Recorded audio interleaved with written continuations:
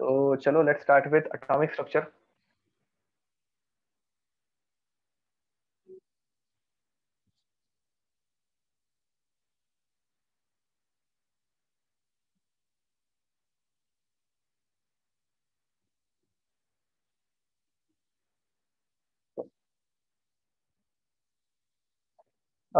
Exam जब conduct की जाएगी तो तुम लोगों को आइडिया आ जाएगी, डोंट वरी, एमसीक्यूज की एग्जाम होगी। Now let's start with revision. ठीक है। अब लास्ट टाइम हम लोगों ने क्या देखा था? हम लोगों ने प्रॉपर्टीज ऑफ चार्जेस देखे थे और चार्ज के बारे में हम लोगों ने क्या पढ़ा था? तो force of attraction between two charges is equals to k Q1 Q2 upon are square. ठीक है। उसके बाद हम लोगों ने पोटेंशियल एनर्जी के लिए फॉर्मूला देखा था। पोटेंशियल एनर्जी का फॉर्मूला क्या था? के Q1 Q2 अपॉन आर। ठीक है। एंड फाइनली हम लोगों ने एनर्जी मतलब काइनेटिक एनर्जी का फॉर्मूला देखा था, when a charge is placed between potential difference. ठीक है। Between a potential difference, two electrode having a potential difference, या फिर it is accelerated by a specific potential difference, then we get Q into V, charge multiplied by voltage across the electrodes. ठीक है। ये हम लोगों ने देखा था। फिर हम लोगों ने कुछ यूनिट कन्वर्जन देखे थे। तो यूनिट कन्वर्जन क्या थे? यूनिट कन्वर्जन क्या थे हम लोगों के? तो देखो, सबसे पहले 1 electron volt is nothing but 1.6 into 10⁻⁻⁹ perfect बोल रहे हो। एंड अगर तुम लोगों को 1 इलेक्ट्रॉन वोल्ट को एक मोल में कन्वर्ट करना है तो एक मोल से जब तुम लोग मल्टीप्लाई करोगे तो इट बिकम्स 96 किलो जूल पर मोल। ठीक है। 1 इलेक्ट्रॉन वोल्ट को अगर तुम लोगों ने एक मोल से मल्टीप्लाई किया तो इट बिकम्स 96 किलो जूल पर मोल। वेरी नाइस, करेक्ट बोल रहे हो। ठीक है। ओके, इतना हम लोगों ने देख लिया था एंड आई गेस हम लोग यहाँ पे ही रुक गए थे। तो let's start with some atomic models. ठीक है। नाउ नेक्स्ट हेडिंग ऐड कर दो, एटॉमिक मॉडल्स।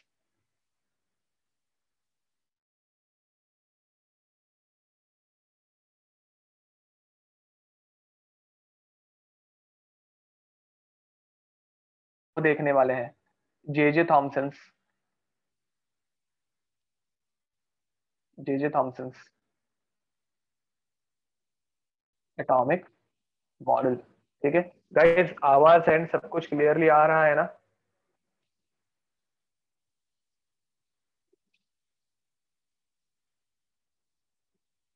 ओके। हम लोगों को क्या बताया? J Thomson told us that atom is a atom is a positively charged sphere in which electrons are, acha, my voice is cracking, even now it is cracking or what? In which electrons are, okay, not cracking na, okay, uniformly embedded, uniformly embedded, in which electrons are uniformly embedded, so that the whole atom becomes electrically neutral। ठीक है। Complete atom जो है वो electrically neutral रह जाता है। तो okay, जो लोग अभी जस्ट ज्वाइन हुए हैं, कुछ लोगों का नंबर अभी बढ़ गया है। तो देखो, हम लोगों ने अभी जस्ट रिवीजन की और हम we have started with J Thomson atomic model. ठीक है। जे थॉमसन का एटॉमिक मॉडल हम लोगों को पहले से पता है सबको। तो उन्होंने क्या बताया था? जो पूरा एटम है वो एक पॉजिटिव आयन का स्पीयर है। कौन से आयन का स्पीयर है? तो it is a positively charge sphere. तो पॉजिटिव चार्ज का स्पीयर एक। ठीक है। याद रखो, इसके ऊपर ओवरऑल चार्ज है positive charge, and on this positive charge negatively charge electrons are embedded. याद रखो, इसके ऊपर पॉजिटिव चार्ज है। ठीक है। This whole thing is positively charge. ऐसे पूरा का पूरा ये जो है, इट इज पॉजिटिवली चार्ज। ये पूरी तरह से किससे भरा पड़ा है? पॉजिटिव चार्ज से भरा पड़ा है। And on which electrons are embedded, electrons are embedded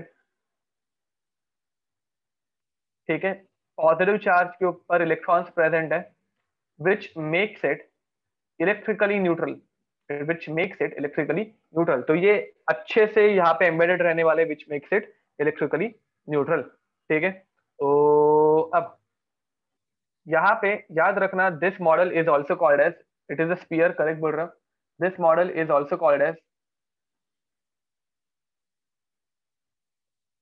as plum pudding model, plum pudding model,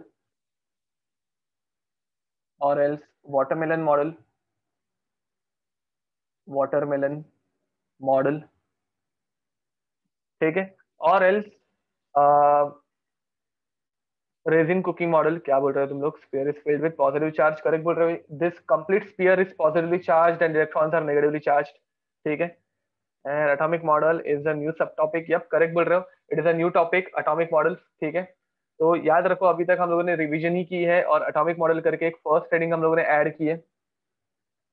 this model is definitely wrong, ये पूरी तरह से रॉन्ग है। ठीक है, हम लोगों को पता है ऐसा कुछ एटम दिखता है क्या? एटम के बीच में रहते हैं प्रोटॉन और उसके आजू बाजू में सर्कुलेट करने वाले रहते हैं इलेक्ट्रॉन्स। ठीक है, तो this model is definitely wrong. Okay, चलो लिख दो, ये कंप्लीट करो, फिर हम लोग आगे बढ़ते हैं। अब मुझे बताओ, इसके बाद कौन सा मॉडल आया? जे थॉमसन एटॉमिक मॉडल के बाद कौन सा मॉडल आया? Very nice, Rutherford's model. ठीक है, तो अब इसमें एक लिमिटेशन लिख दो, इसमें एक लिमिटेशन लिख दो चाहिए तो।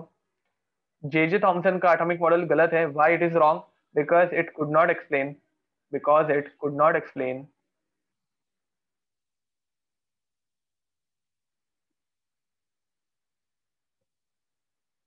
Rutherford's gold foil experiment. ठीक है, तो गाइस जस्ट कंप्लीट इट, चलो लिख दो इसे जल्दी जल्दी, लिख के हो जाए तो मुझे जस्ट एक डन करके मैसेज सेंड कर देना। डाल्टन्स मॉडल तो पहले से ही रॉन्ग था, हम लोगों को पता ही है। ठीक है, डाल्टन्स मॉडल तो पहले से ही रॉन्ग था, उसे हम लोगों ने पहले से एलिमिनेट कर दिया। अभी हम लोग रदरफोर्ड के पास जा रहे हैं। J Thomson is done, now will move towards Rutherford's model. ठीक है, ओके, सबने डन भेजा है, किसी का लिखना बाकी होगा तो हैंड रेस करो so that I will wait for some time. Okay, 5-6 लोगों का लिखना बाकी है अभी भी, तो will wait for some time, 7 लोगों का लिखना बाकी है। ओके, ऑलमोस्ट लोगों का हो गया लिख के, तो चलो गाइज आगे बढ़े क्या? तुम लोगों को एज यूजुअल राइटअप तो मिल ही जाएगा, तो लिखना अगर बाकी होगा तो डोंट वरी। ओके, चलो अभी जिनका बाकी था उनका भी हो गया है ऑलमोस्ट, तो आगे ही बढ़ते हैं, लेट्स मूव अहेड। ठीक है, अब जे थॉमसन मॉडल तो बहुत इजी है, जिसके ऊपर तुम लोगों को क्वेश्चन कोई पूछने वाला नहीं है। ठीक है, इसमें क्वेश्चन आके कहाँ पे आएंगे तो तुम लोगों के कॉलेज के एग्जाम में पूछा जा सकता है। ठीक है, अब सेकंड देखते हैं, सेकंड क्वेश्चन बोल रहा हूँ मैं भी, सेकंड मॉडल देखते हैं। My video is not on ऐसे लिख रहा है क्या? नहीं, ऑन हो गया है, इट इज ऑन। ओके, तो चलो आगे बढ़ते हैं। Now second model we are going to learn is Rutherford's atomic model.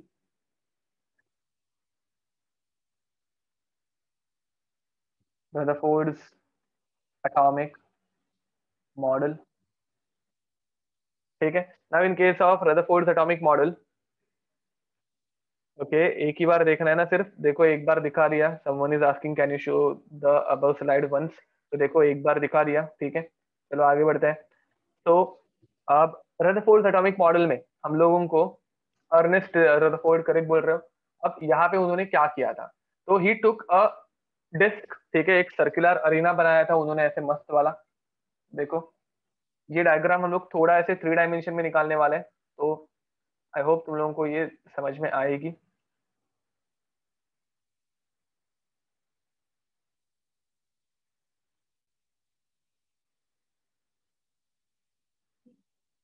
Okay, तो इन्होंने ऐसे एक सर्कुलर अरेंजमेंट बनाई थी। ठीक है, ऐसे एक एंट्रैपमेंट काइंड ऑफ थिंग।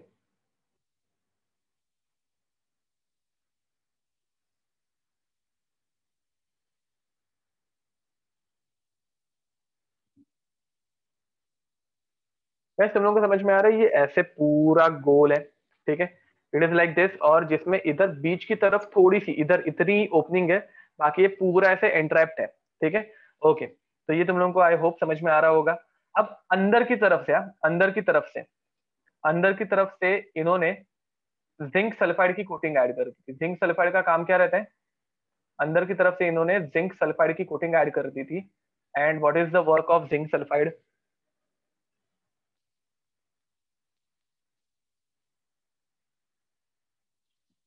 स्किंटिलेशन करना, ग्लो करना, वेरी नाइस, करेक्ट बोल रहे हो। अब यहाँ पे बीच में, यहाँ पे बीच में उन्होंने रख दी थी एक गोल्ड फॉइल। गोल्ड फॉइल देखो एकदम थिन दिख रही है सबको, एकदम thin foil of gold, gold थी, ठीक है।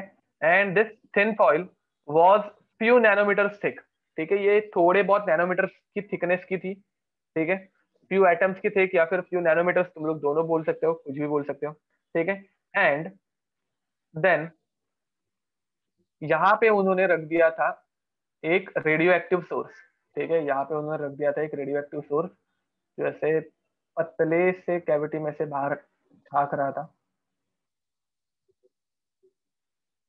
बहुत ही पतली कैविटी हो जाएगी। ओके, एक छोटी सी कैविटी है, एंड उसके अंदर एक रेडियो एक्टिव सोर्स रख दिया था उन्होंने, ठीक है। एंड रेडियो एक्टिव सोर्स कौन से बॉक्स में रखा था, रेडियो एक्टिव सोर्स कौन से बॉक्स में रखा था?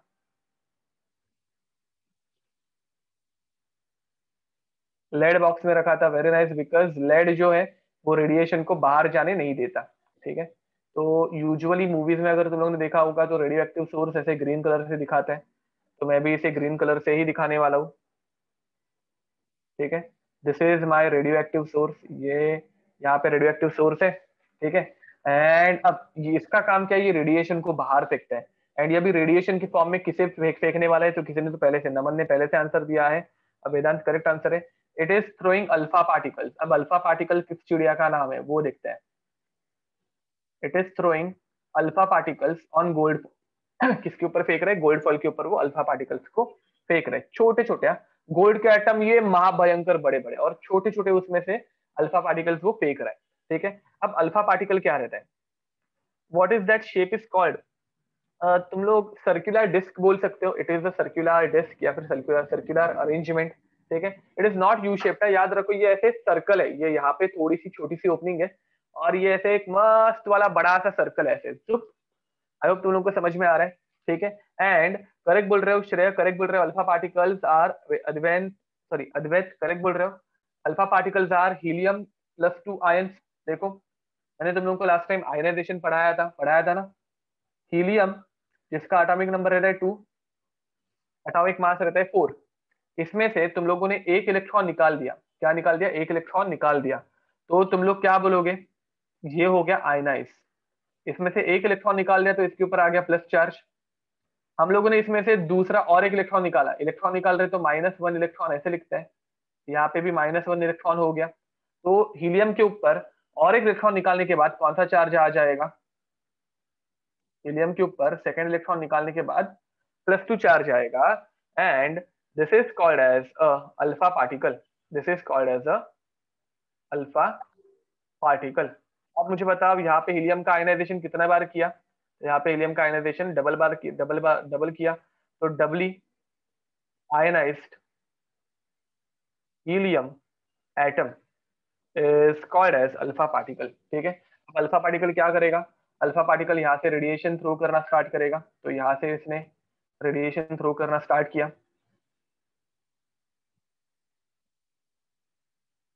यहाँ से इसने रेडिएशन, ऐसे छोटे छोटे रेडिएशन थ्रो करना स्टार्ट किए, देखो दिख रहे होंगे, क्या हो रहा है, बीच में क्यों नहीं जा रही है, हाँ। तो ऐसे छोटे छोटे रेडिएशन इसने फेंकना स्टार्ट किया, जो ऐसे स्ट्रेट लाइन में आ रही है, एकदम ऐसे अल्फा पार्टिकल की गन दिख रही है, मशीन गन चालू हो गई, ठीक है। दु- दु- दु- दु- दु- दु। अब उसको एक्सपेक्टेड क्या था, देखो यूजुअली तुम लोगों को एक्सपेक्टेड क्या रहेगा, यहाँ पे जो पार्टिकल है एकदम छोटे हैं, यहाँ पे हीलियम के जो पार्टिकल्स हैं वो गोल्ड के कंपैरिजन में एकदम छोटे हैं, तो एकदम छोटे हैं तो ये क्या करेंगे, इस गोल्ड के डिस्क में से यहाँ से जाएंगे और दूसरे साइड से ऐसे बाहर निकलेंगे, कुछ नहीं होगा, ये ऐसे ही नॉर्मली बाहर निकलनी चाहिए, ठीक है। एंड इस तरफ, ये एक्सपेक्टेशन नंबर 1 है, इस तरफ इस तरफ तुम लोगों को ग्लो दिखना चाहिए। कौन सा ग्लो? इस तरफ कौन सा ग्लो दिखना चाहिए मुझे बताओ, इस तरफ कौन सा ग्लो दिखना चाहिए? स्किंटिलेशन का ग्लो दिखना चाहिए, ठीक है। तो what is the green shaped amoeba? अरे this is a radioactive source, this is a radioactive source, nothing else, ठीक है। यहाँ पे तुम लोगों को फ्लोरोसेंस का ग्लो दिखना चाहिए। ये इतना समझ में आया? ठीक है, ये इतना समझ में आया। अब आगे बढ़ते हैं। अब नेक्स्ट देखो क्या हो रहा है, ठीक है। अब नेक्स्ट देखो क्या हो रहा है। अब ये फर्स्ट पॉसिबिलिटी है कि अल्फा पार्टिकल बहुत छोटे, गोल्ड के पार्टिकल्स बहुत बड़े, ये डायरेक्ट इधर से गया, इधर से बाहर निकल गया। ये फर्स्ट पॉसिबिलिटी। अब सिमिलरली अगर थॉमसन का मॉडल करेक्ट है, अगर थॉमसन का मॉडल करेक्ट है, तो अल्फा पार्टिकल पूरी तरह से भरा पड़ा है। अरे इसमें नहीं समझने जैसा क्या है, तुम लोगों को वो छोटे पार्टिकल्स गैप्स में से निकल जाते हैं, याद है? वो इलेक्ट्रॉन का हम लोगों ने एग्जाम्पल किया था। इसमें ना समझने जैसा क्या है, हम लोगों ने इलेक्ट्रॉन का देखा था ना कि electron easily thin metal foils से डायरेक्ट आर पार हो जाते हैं। वही लॉजिक है। तो यहाँ पे भी alpha particles, alpha particles gold foil है, अल्फा पार्टिकल यहाँ से आए, इधर कोलाइड हुए, बट ये एकदम थिन रहने की वजह से इधर से डायरेक्ट आर पार होके निकल गए, खत्म। और क्या यहाँ पे? तो अब अल्फा पार्टिकल की बीम गोल्ड फॉइल को डायरेक्ट पेंट्रेट करके निकल जाएगी, ये एक पॉसिबिलिटी है। या फिर अगर जैसे जे जे थॉमसन ने हम लोगों को बताया था कि एटम जो है वो एक स्पीयर है, एटम जो है वो एक स्पीयर है। गाइस लोअर साइड पे वो अंदर की साइड है, ये क्या कर रहे हो तुम लोग डायग्राम के ऊपर, क्या इतना सोच रहे हो? देखो ये बाहर, ये तुम लोगों को अंदर की साइड पे दिख रहा है, बट ये तुम लोगों को जो है वो बाहर की साइड दिख रही है ना, अंदर की साइड। छोटो डायग्राम पे इतना फोकस मत करो। अल्फा पार्टिकल पूरी तरफ से हर एक जगह से अटैच किया हुआ है अल्फा पार्टिकल। जिंक सल्फाइड हर एक साइड से हम लोगों ने अटैच किया हुआ है, डोंट वरी अबाउट दैट। अब रदरफोर्ड के मॉडल के अकॉर्डिंगली अगर वो स्पीयर होता, अगर वो क्या होता, स्पीयर होता, पॉजिटिवली चार्ज स्पीयर होता, तो मुझे बताओ कोई एक डेंस स्पीयर है, कोई एक डेंस स्पीयर है, तो डेंस स्पीयर के इधर, मतलब यहाँ पे एक डेंस स्पीयर है, और यहाँ से तुम लोगों ने एक छोटी सी अल्फा पार्टिकल की रे ऐड की, ये आर पार जाएगी क्या? ये आर पार जाएगी क्या? क्या लगता है? डेंस स्पीयर है, तो ये इसको पेनिट्रेट करके आर पार जा सकता है क्या? तो definitely it should not go. ये रिबाउंड होना चाहिए या फिर ये आर पार जाना ही नहीं चाहिए। करेक्ट बोल रहे हो। तो रदरफोर्ड को एक्सपेक्टेशन क्या थी? अगर जे जे थॉमसन का मॉडल करेक्ट है तो अल्फा पार्टिकल आर पार नहीं जाएंगे, दे विल रिबाउंड। करेक्ट बोल रहे हो, ठीक है, दे विल रिबाउंड। ठीक है, सबसे कम पेनिट्रेशन होगा और रिफ्लेक्शन या फिर रिबाउंड सबसे ज्यादा होगा। करेक्ट बोल रहे हो। बट उन्हें क्या दिखा? उन्हें दिखा कि ऑलमोस्ट ऑलमोस्ट 99% या फिर 99.9% पार्टिकल्स वेंट वेंट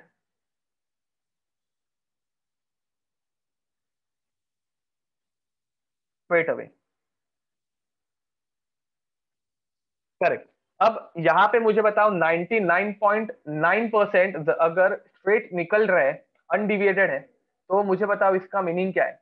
इसका मीनिंग क्या है कि ये पूरा का पूरा जो है वो ऐसे डेंस स्पीयर है क्या? ये पूरा का पूरा स्पीयर जो है वो डेंस है क्या? ये डेंस नहीं होना चाहिए।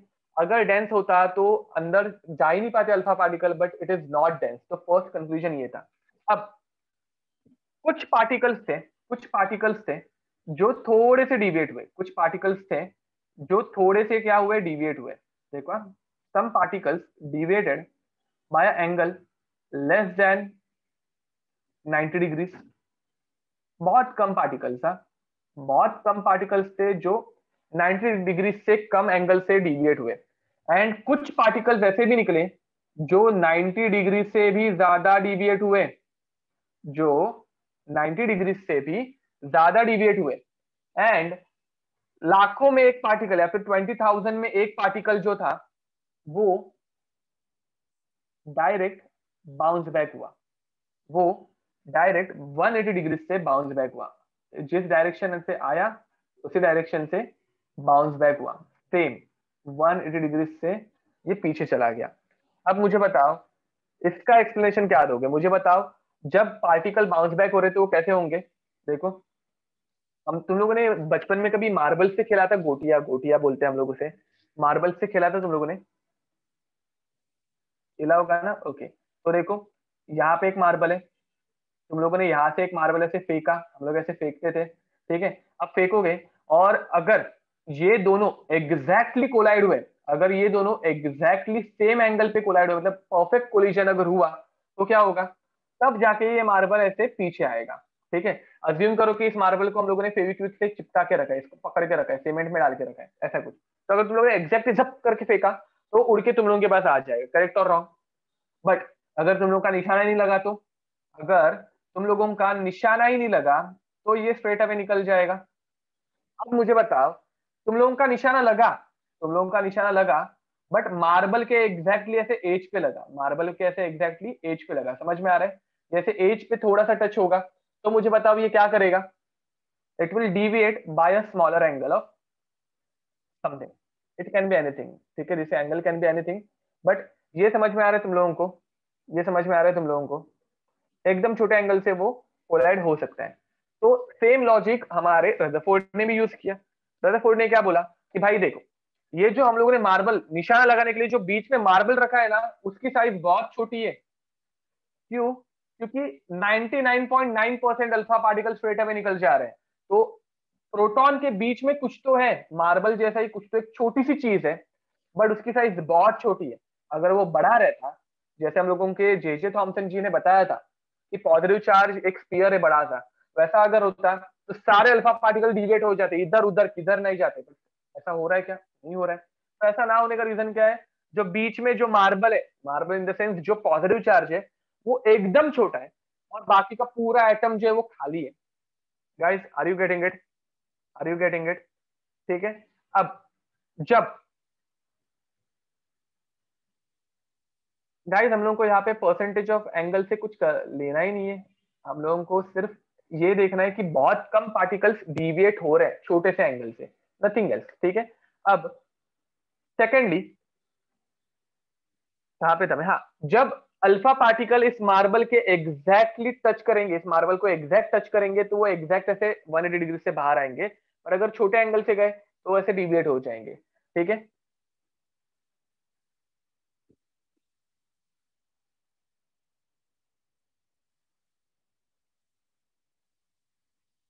यश, बाद में मुझे कॉल करना, आपका डाउट अभी मुझे समझ में नहीं आ रहा है, आप क्या बोल रहे हो, लेट भी। तो चलो देखते हैं।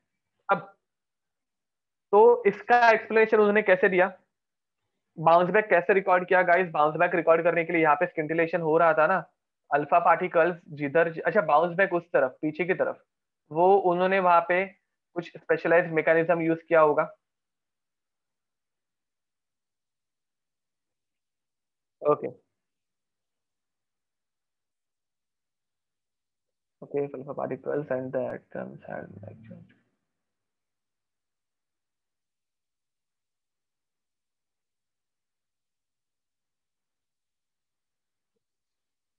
ओके, ठीक है, ओके। अब आगे बढ़ते हैं, चलो देखो। अब तो फिर इसका एक्सप्लेनेशन उन्होंने कैसे दिया। तो first he told us, you guys see, first of all he told us that atom is a hollow space, atom is a hollow space, ठीक है। it has a lot of empty space, it has a lot of empty space, ठीक है, भर भर के खालीपन है, तन्हाई, ठीक है। and at the center, at the center there is something dense, ठीक है, there is something dense and positively charged, at the center there is something dense and positively charged।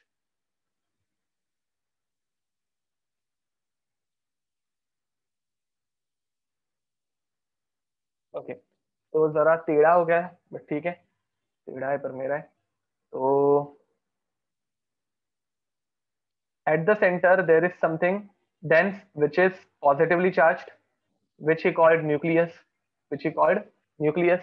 And when we are throwing alpha particles, when we are throwing alpha particles towards it, तो almost all alpha particles will go straight away. देखो, मैं ऐसे randomly भी यहाँ पे lines खींचना start करूँ, तो वो अल्फा पार्टिकल को हिट करने की प्रोबेबिलिटी, देखो अभी मैं नजदीक जाने की कोशिश कर रहा हूँ, फिर भी इसमें डिस्टेंस आने ही वाला है, ठीक है।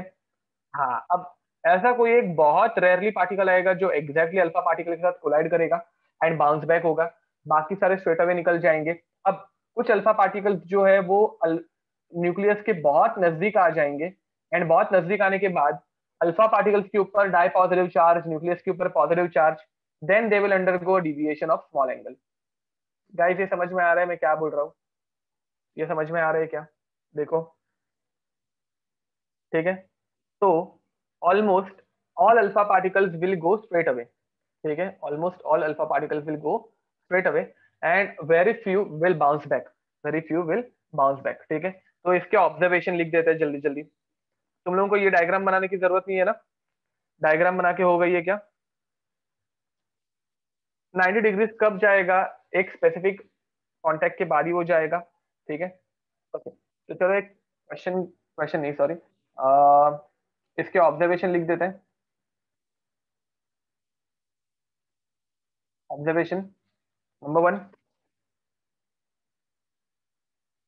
ये तुम लोगों को टेंथ में भी हुआ है। Almost all alpha particles went straight away without any deviation. इनमें कुछ डिविएशन आया ही नहीं। ठीक है, एंड इनका नंबर कितना था? तो almost 99.9% alpha particle straight away निकल गए। Some were deflected by a small angle. जिस किसी को पीडीएफ नहीं मिला होगा, please send me a message, मैं तुम लोगों को सेंड कर दूंगा पीडीएफ, डोंट वरी। ठीक है, very few were deflected by a by an angle greater than 90 degree. ठीक है, ग्रेटर देन 90 डिग्री। लेक्चर के एंडिंग में वापस से तुम लोगों को नंबर दे दूंगा। लास्ट लेक्चर में मैंने नंबर दिया था तुम लोगों को, इस लेक्चर के बाद वापस दे दूंगा। एंड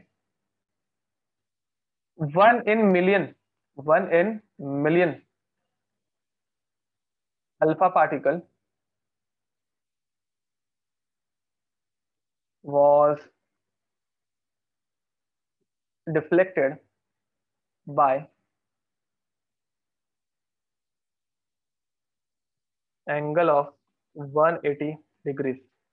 ठीक है, तो this is the observation guys, this is just a theory. ठीक है, हम लोगों को अगर मेन कंसेप्ट समझ में आ गया होगा तो ये जस्ट सिंपल थियरी है।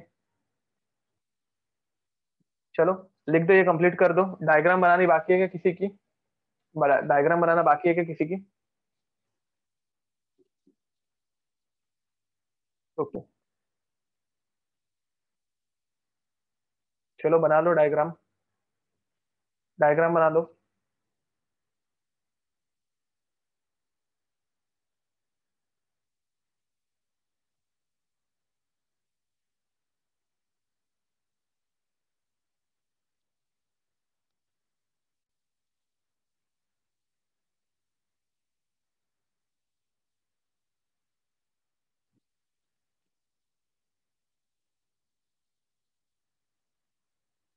आएगा आएगा सानी का वो, अभी इसके बाद हम लोग लिखेंगे।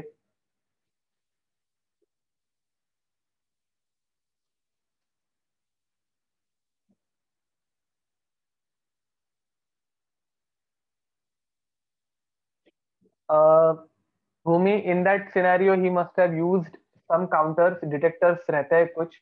हम लोगों को अभी के लिए जिंक सल्फाइड ही है, बट डिटेक्टर्स नाम की एक चीज रहती है, गाइगर काउंटर्स एंड ऑल। तो वैसे कुछ डिटेक्टर उसने उन्होंने यूज किए रहेंगे। ये 180 से जो डिफ्लेक्टेड अल्फा पार्टिकल है 180 के एंगल से, हाँ गाइगर मिलर ट्यूब तो लोगों ने सुनी है ना? तो वो एक उसमें एम्पलीफायर्स रहता है। ठीक है, जो पार्टिकल्स को एम्पलीफाई करते जाते हैं। तो वैसे ही काउंटर्स भी रहते हैं, गाइगर काउंटर एक है। एंड वैसे बहुत सारे अलग अलग डिटेक्टर्स रहते हैं। ठीक है, तो अल्फा पार्टिकल्स डिटेक्ट करने के लिए उन्होंने वैसे टाइप का कोई डिटेक्टर यूज किया होगा। You guys are writing, that's why my video is off, nothing else. Okay, चलो लिख के हो गया, डायग्राम बना के हो गई होगी तो जल्दी जल्दी कंप्लीट करो।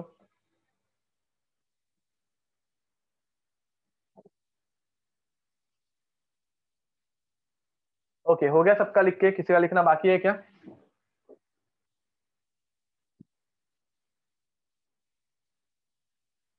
ओके, दो ही लोगों का लिखना बाकी है क्या? अगर दो ही लोगों का होगा तो मैं आगे बढ़ जाऊंगा। जूम इन और जूम इन करूँ? सॉरी, जूम इन बोल रहे हो? ओके गाइस, तुम लोग खुद अपने साइड से भी जूम इन कर सकते हो और जूम कर सकते हो, याद रखना। तुम लोगों के साइड से भी तुम लोग जूम कर सकते हो। जस्ट अपनी मोबाइल के स्क्रीन को पिंच करना। लैपटॉप पे भी जूम होता है, कैसे होता है मुझे पता नहीं अनलकीली। या you guys are using Zoom, so definitely you can zoom it।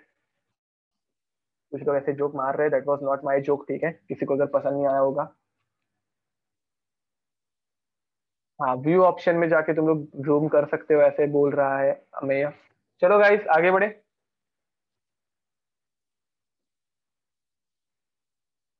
चलो तो आगे बढ़ते हैं। नेक्स्ट,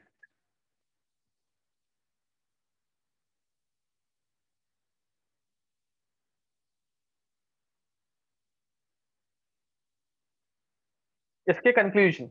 एक्चुअली कंक्लूजन में यूजुअली होमवर्क में ही लिखने देता हूँ तो सबको, बट ठीक है, हम लोग आज लिख देते हैं इसके conclusion. What were its conclusion? Number one, atom is empty space.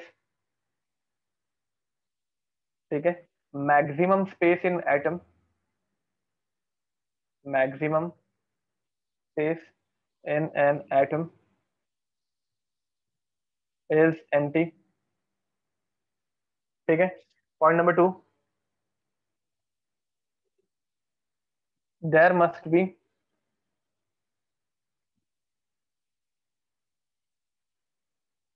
Something hard and positively charged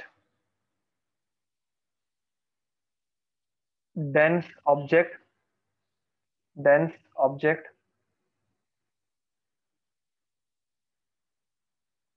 at the center of the atom। ठीक है, and alpha particles who came close to this object felt felt repulsion from it, felt repulsion from it and got deviated। ठीक है,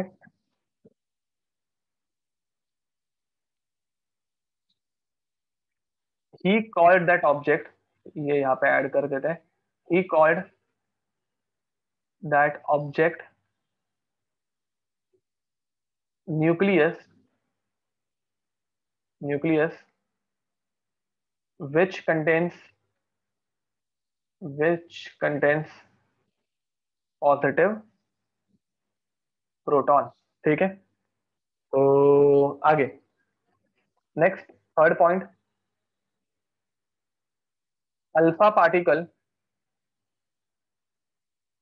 विच collided head on with nucleus bounced back with an angle of 180 degrees। ठीक है,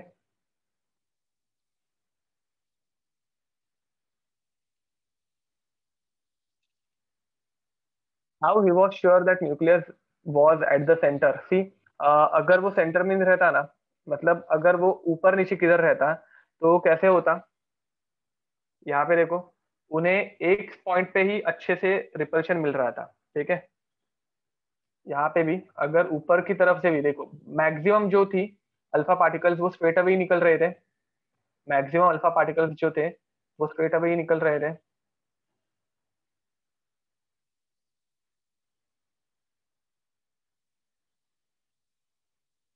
तो एक specific point था हर एक जगह पे जहां पे तुम लोगों को डिविएशन फील हो रहा था, मतलब डिविएशन मिल रहा था।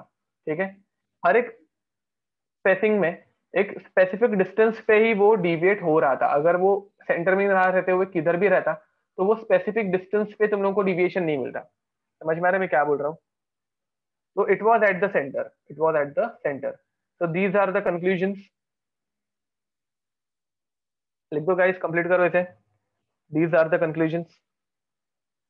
हेड ऑन मतलब head to head collision, direct मतलब देखो दो गाड़ियां अगर आमने सामने आके झप ऐसे कोलाइड हो गई तो head on collision.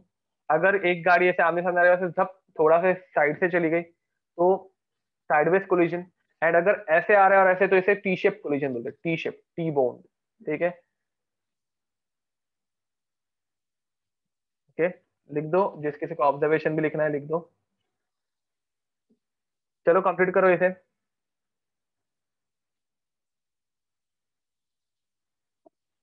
Okay so guys this was Rutherford's experiment.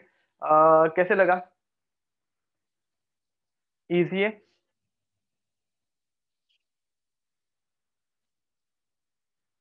Okay,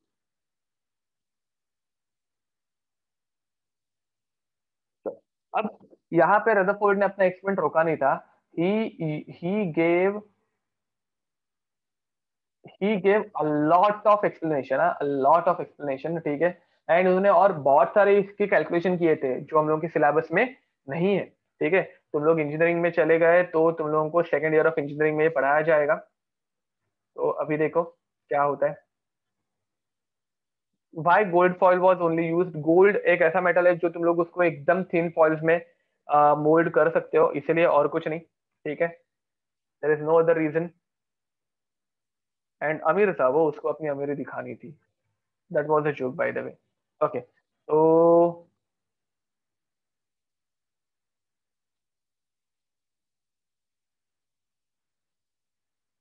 ना, नेक्स्ट इसके रिजल्ट्स,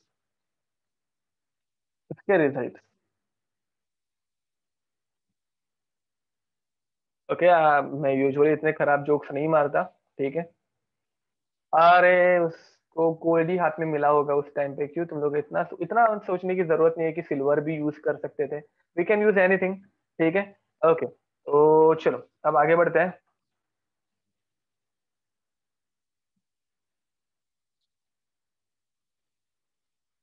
रिजल्ट, अब रिजल्ट क्या था? तो पहले तो उन्होंने हम लोगों को एटम की एक मस्त पिक्चर दी। दैट एटम के बीच में ऐसे एक छोटू सा न्यूक्लियस रहता है, एकदम छोटू सा। ठीक है, एंड उसके आजू बाजू में रहते हैं इलेक्ट्रॉन्स जो एटम के अंदर रिवॉल्व हो रहे हैं।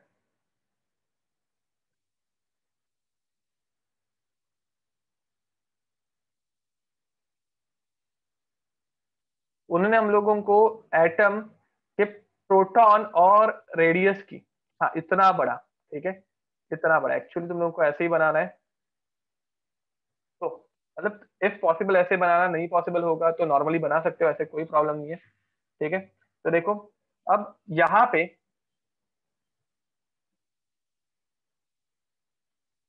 ये जो है, ठीक है, this is nucleus and radius of nucleus is 1 into 10 raised to, या फिर 1 लिखने की जरूरत नहीं है, 10 raised to -15 metre, which is called as femtometre. Guys तुम लोगों को फेम्टोमीटर, नैनोमीटर, एंगस्ट्रॉम ये सब पता है ना?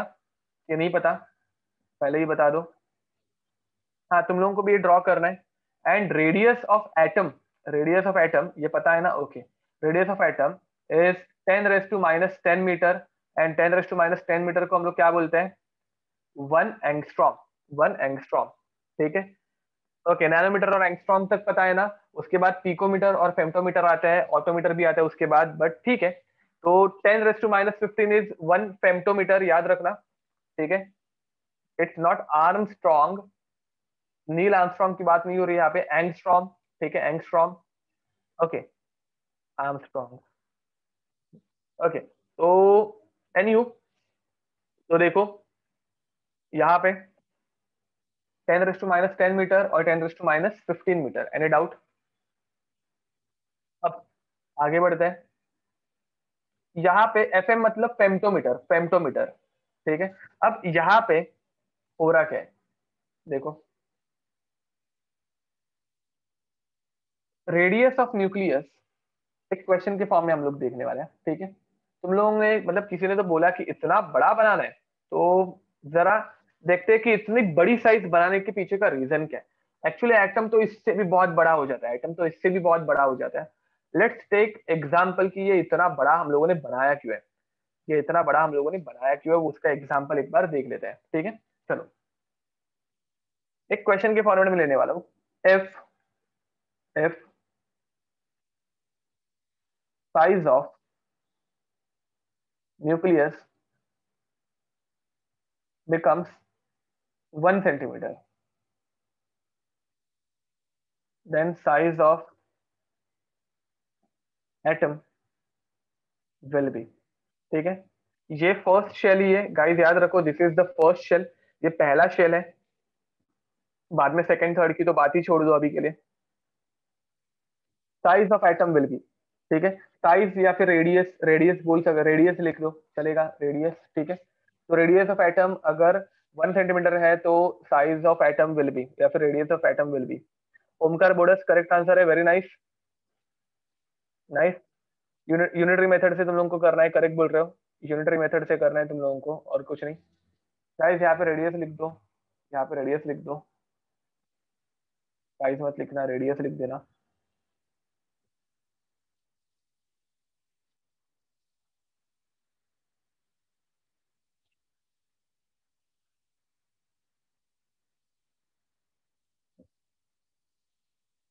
If radius of nucleus and then radius of this, okay.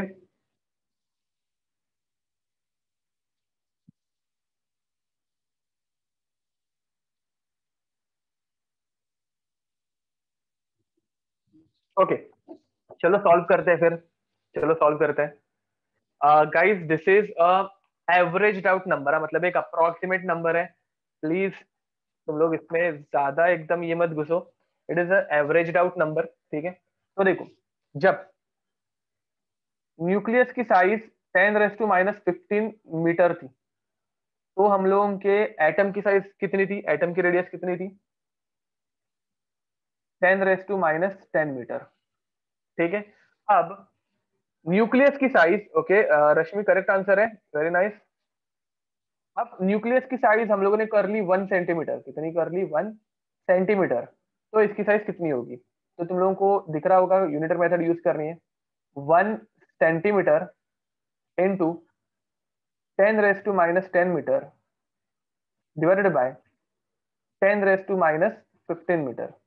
तो metre metre unit cancel out हो जाएंगे, तुम लोगों को आंसर आएगा सेंटीमीटर में, ठीक है। 10⁻⁻15 को ऊपर लेके जाओगे तो 10⁻+15 हो जाएगा।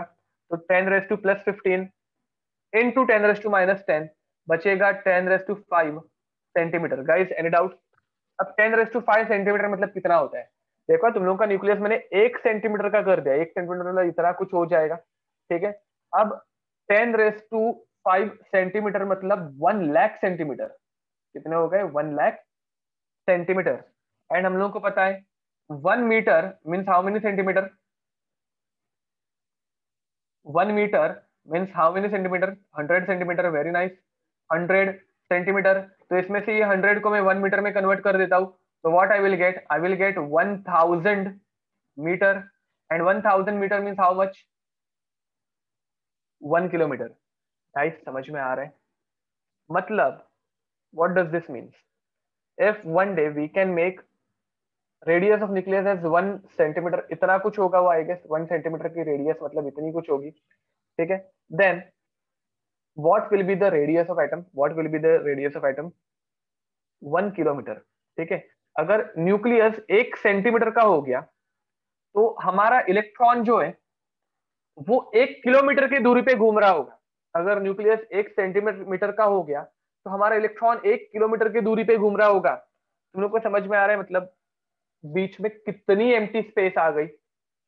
तुम लोगों को एम्प्टी स्पेस का अंदाजा दिला रहा हूं मैं, हम लोगों को atom is made up of empty space, उसका मीनिंग समझना है। तो अगर न्यूक्लियस की साइज 1 सेंटीमीटर की हो गई, तो तुम लोगों को बीच में 1 किलोमीटर की एम्प्टी स्पेस मिलेगी। जो कि बहुत बड़ी होगी। अभी तुम लोगों को विजुअलाइज करने जम रहा है कि एम्प्टी स्पेस का मीनिंग क्या है। इतना एम्प्टी है, करेक्ट। ठीक है। एंड किसी ने यहाँ पे एंटमैन देखा है? एंटमैन, एंटमैन में उसे वो छोटा करते हैं, बड़ा करते हैं।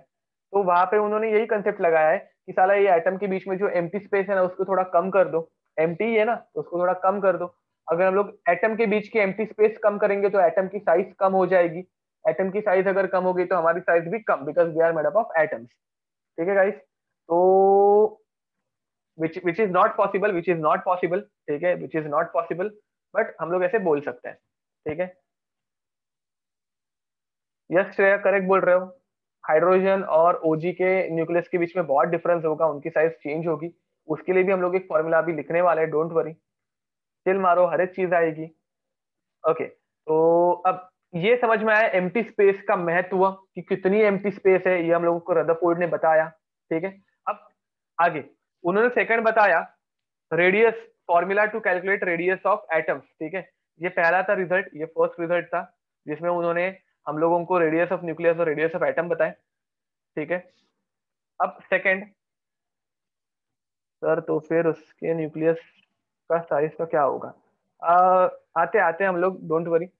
अब next point, he gave us formula to calculate radius of any nucleus, radius of any nucleus। ठीक है। he gave us a formula, radius of any nucleus is r0 into a raised to 1 by 3, और a raised to 1 by 3 को हम लोग कैसे लिख सकते हैं? r0 into cube root of a। ठीक है, क्यूब रूट, करेक्ट बोल रहे हो। अब rn is radius of nucleus, radius of nucleus। r0 is radius of hydrogen nucleus actually, but हम लोग अभी इसको एक कांस्टेंट बोलेंगे। It is a constant, and इस कांस्टेंट की वैल्यू रहती है 1.1 into 10⁻⁻13 centimetre to 1.44 into 10⁻⁻13 centimetre. It can very, ये एक कांस्टेंट है जो थोड़ा बहुत वेरी हो सकता है।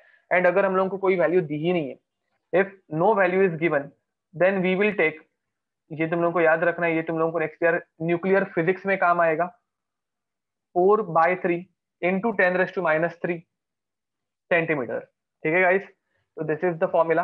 अब इसके, इस फॉर्मूला को कैसे यूज करते हैं, हम लोग क्या नाम था, श्रेया, श्रेया एक क्वेश्चन बार बार पूछ रहा था। तो अब देखो श्रेया, इस फॉर्मूला को यूज करके तुम लोग, आप किसी भी न्यूक्लियस के रेडियस को निकाल सकते हो। ठीक है। अब एक क्वेश्चन भी कर लेते हैं इसके ऊपर, चलो।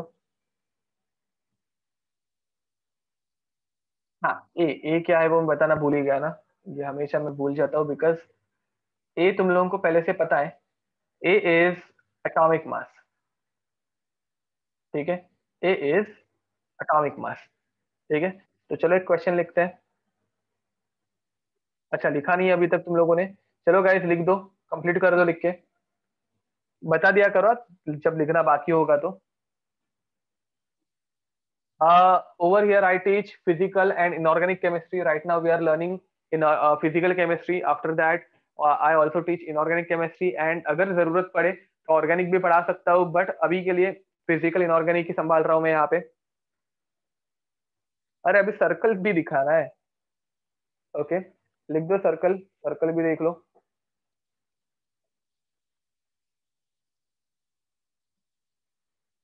Circle is a time pass है, मतलब वो तुम लोगों को वहां पे सिर्फ ये दो पॉइंट्स ही याद रखने हैं, nothing else. RA and RN, that's it.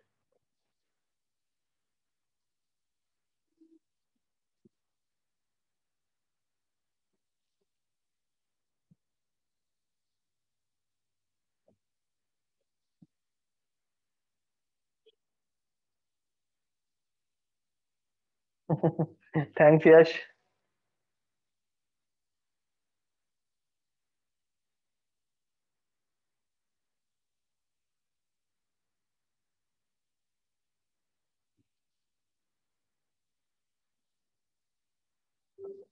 Okay, चलो गाइस, आई गेस सबका लिख के हो गया होगा।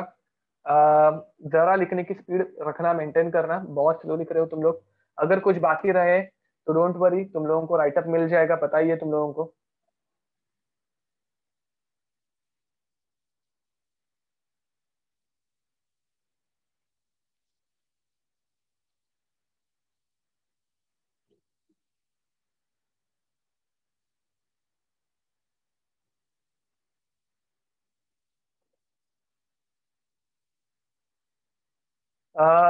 गाइज, ये लेक्चर जो मैं ले रहा हूँ, किसी ने तो पूछा है कि बैकग्राउंड में क्या है।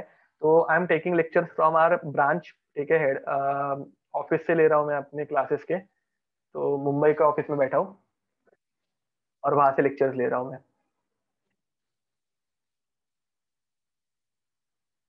ओके, तो चलो स्टार्ट करें। ओह, लाइक दैट। हाँ, तो चलो, वो बाकी सब हम लोग बाद में डिस्कशन कर लेंगे, डेफिनेटली बताऊंगा कभी ना कभी वो भी। अभी हम लोग जरा टॉपिक पे आते हैं वापस। अच्छा क्वेश्चन पूछा भाई, जो कितने पूछा था स्टोन में। बताएंगे बताएंगे, डोंट वरी, आते हैं वहां पे भी। ओके, तो नेक्स्ट, रेडियस ऑफ न्यूक्लियस हम लोग निकाल सकते हैं यहाँ से, ठीक है।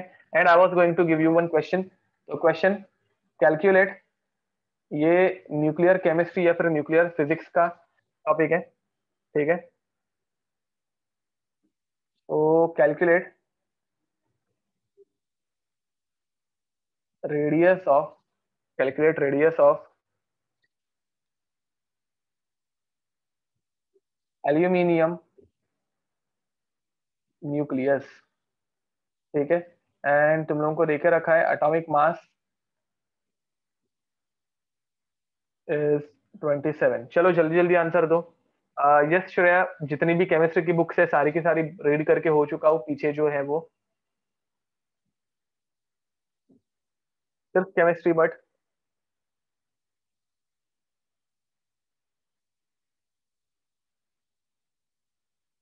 ओके, चलो, कृष्णा करेक्ट आंसर है, वेरी नाइस।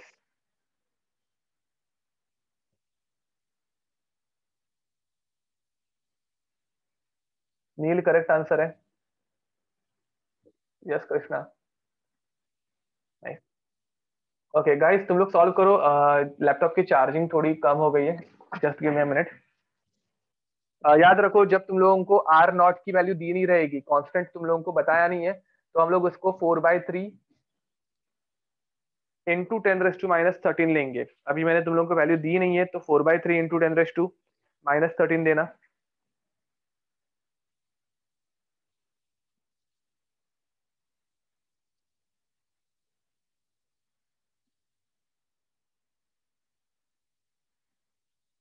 ओके, बहुत लोगों के आंसर आ गए थे करेक्ट, देखते हैं। ओके, हुबा करेक्ट आंसर है। Advait correct. Siddhika correct. Unnati correct. Rashmi Shreya correct answer. Tanika correct. Yash correct. Varun Swayam correct answer है। श्रेया करेक्ट आंसर है। ओके, तो चलो आगे बढ़ते हैं। भूमि करेक्ट है, तो लेट्स मूव अहेड। सॉल्व करूं मैं? ध्रुव करेक्ट आंसर है।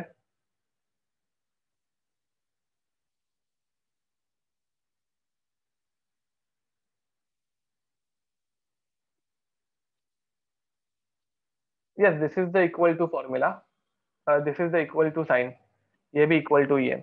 ओके, तो बहुत लोगों ने 36 आंसर सेंड किया है। 36, तुम लोगों ने 27 तक का क्यूब रूट 9 कैसे लिया वो मुझे समझा नहीं, फर्स्ट ऑफ ऑल, ठीक है। तो चलो देखते हैं। R naught is equals to, sorry R naught लिख रहा हूं मैं भी, आर एन। अब आर एन किसका न्यूक्लियस है? एल्यूमिनियम का न्यूक्लियस है। Is equals to R naught under root of, sorry cube root of A, ठीक है। अब इसका तुम लोगों को एटॉमिक मास पहले से देखे रखा है, तो R N is equals to 4/3 into 10⁻³ into under cube root of 27, ठीक है। तो क्यूब रूट ऑफ 27 कितना होता है? 3 हो जाता है, करेक्ट ना गाइस? तुम लोगों ने 9 लिया था, कुछ लोगों ने 36 आंसर सेंड कर रहे थे। 3 3 कैंसिल आउट हो जाएगा and you will get the answer as 4 × 10⁻⁻13 centimetre which is radius of that nucleus. Guys समझ में आ रहा है? देखो एकदम इजी क्वेश्चन है, बहुत सिंपल टाइप का क्वेश्चन था ये।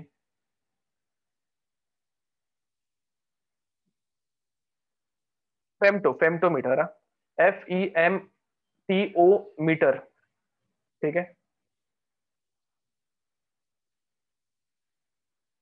Krishna, I am not getting you what you are saying, RN is wrong मतलब?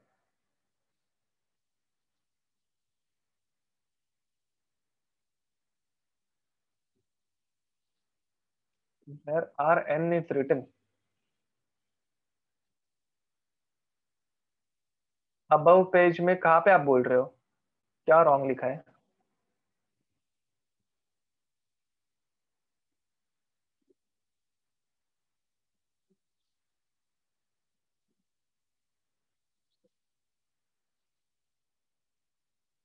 This is R0, this is R0, R0 is a constant.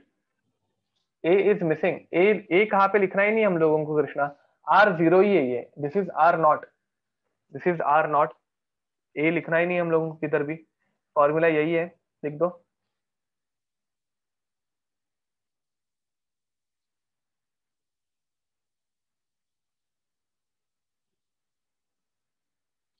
Okay, this is the range. Okay got it. This is the range Krishna, कि it can vary from 1.1 to 1.44, 1.1 से 1.44 के बीच में ये किधर भी हो सकता है। एंड हम लोगों को अगर वैल्यू दी नहीं है तो will take a average which is 4/3 into 10⁻⁻13। समझ में आ रहा है? This is a given range sign, ठीक है, कि फ्रॉम दिस टू दैट। वैसे you are talking after centimetre. Let it be Krishna, I can't find it actually कि व्हाट यू आर सेइंग, तो बाद में मुझे कॉल करके एक बार बता देना। ओके, तो चलो आगे बढ़ते हैं। तो नेक्स्ट, एवरेज मतलब ये वैल्यू हम लोगों को कांस्टेंट हम लोगों ने डिसाइड करके रखी है गाइस। एवरेज नहीं बोल सकते बट एक बीच की वैल्यू। ठीक है, तो चलो आगे बढ़ते हैं। रेडियस ऑफ एटम निकालने के लिए भी फॉर्मूलाज है हम लोगों के पास, हम लोग डेफिनेटली वहां तक भी जाएंगे। चलो, तो आगे बढ़ते हैं ना। Okay guys, just a minute, मैंने चार्जर प्लग तो कर दिया बट पावर ऑन नहीं किए।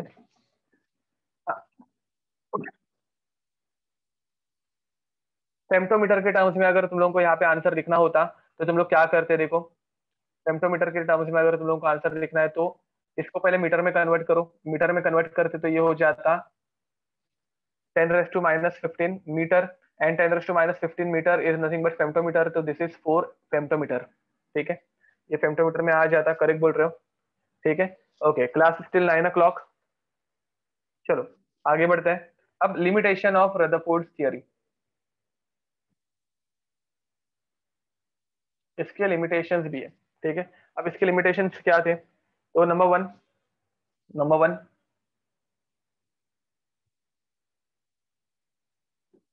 could not explain, could not explain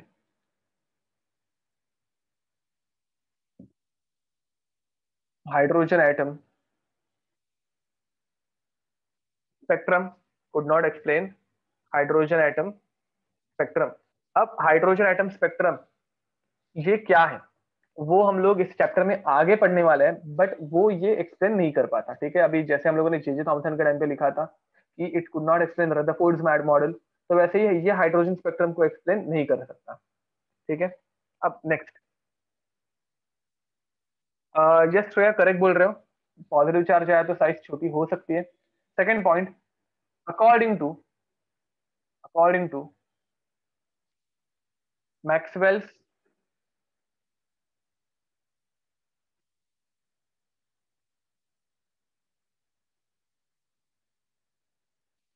electromagnetic, Maxwell's theory of Maxwell's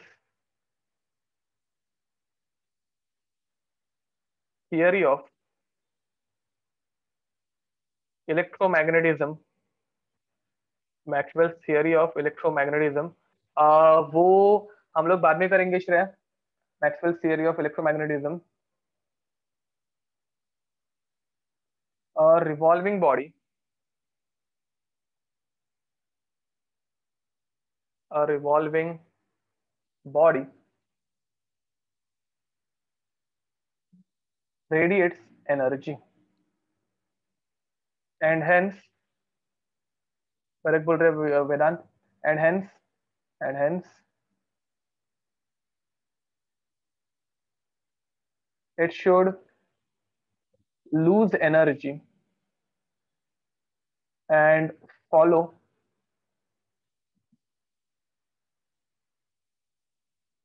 a spiral path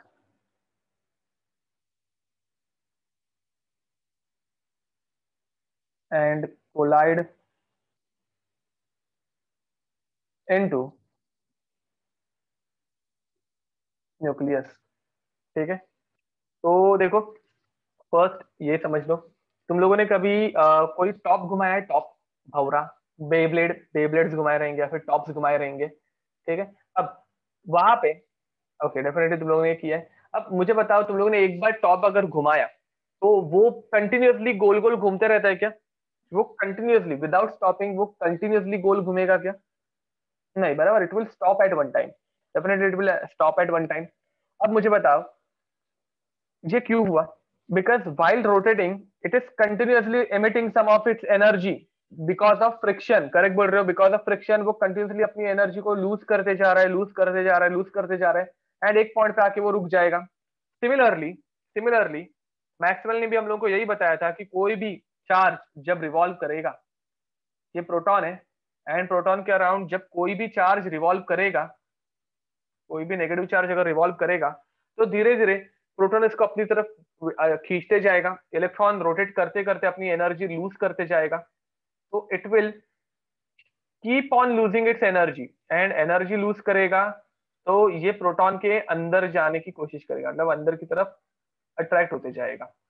ठीक है, तो ये ऐसे गोल गोल गोल गोल घूमते घूमते धीरे धीरे प्रोटॉन के नजदीक आते जाएगा, और नजदीक आते जाएगा, और नजदीक आते गया, ऐसे स्पाइरल पाथ में चला गया, एंड एक पॉइंट पे आके ये प्रोटॉन के अंदर घुस गया। ठीक है, तो अब ऐसा अगर हो गया, अगर ऐसा हो गया तो हम लोग क्या बोलेंगे कि एटम डिस्ट्रॉय हो गया, प्रोटॉन और इलेक्ट्रॉन अगर मिल गए तो न्यूट्रल चीज हो गई, एटम गायब हो गया। ऐसा हो सकता है क्या?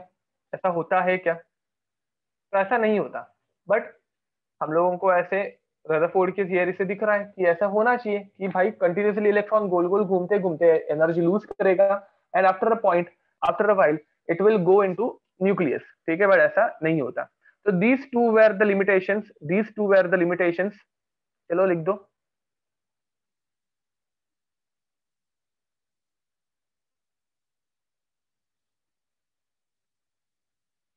करेक्ट बोल रहे हो श्रेय।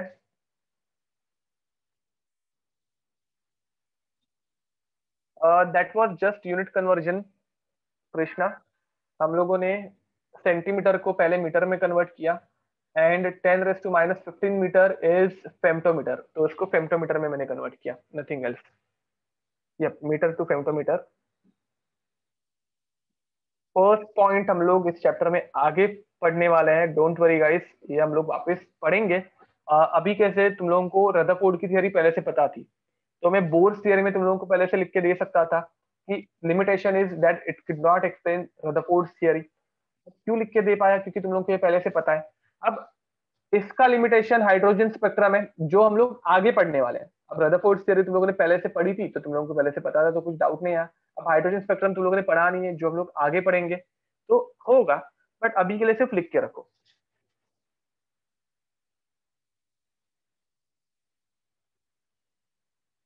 हाँ, वो भी आ सकता है यहाँ पे, सोम करेक्ट बोल रहा हूँ। चलो लिख दो।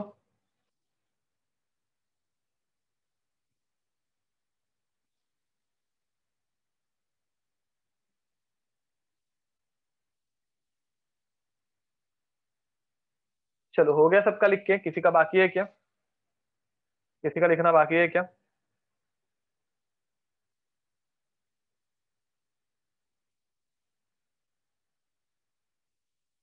बट श्रेया रुदरफोर्ड ने ये हम लोगों को एक्सप्लेन नहीं किया था, hence it is the limitation. आप जो बोल रहे हो वो डेफिनेटली करेक्ट है, बट आपका जो एक्सप्लेनेशन है वो बोर्स ने दिया है, ठीक है, बोर्स ने वो एक्सप्लेनेशन दिया था, तो वो हम लोग बोर्स के थियरी में ही पढ़ेंगे। तो चलो गाइस आगे बढ़ते हैं। याद रखना, इलेक्ट्रॉन कंटिन्यूअसली रोटेट होगा, एनर्जी लूज करेगा, एनर्जी लूज करेगा तो धीरे धीरे क्या होगा, वो रोटेट होते होते अंदर की तरफ पॉइंट होना स्टार्ट होगा, ये अंदर की तरफ जाएगा एंड यहाँ पे आके रुक जाएगा, न्यूक्लियस के साथ वो रुक जाएगा। चलो आगे बढ़ते हैं। नेक्स्ट।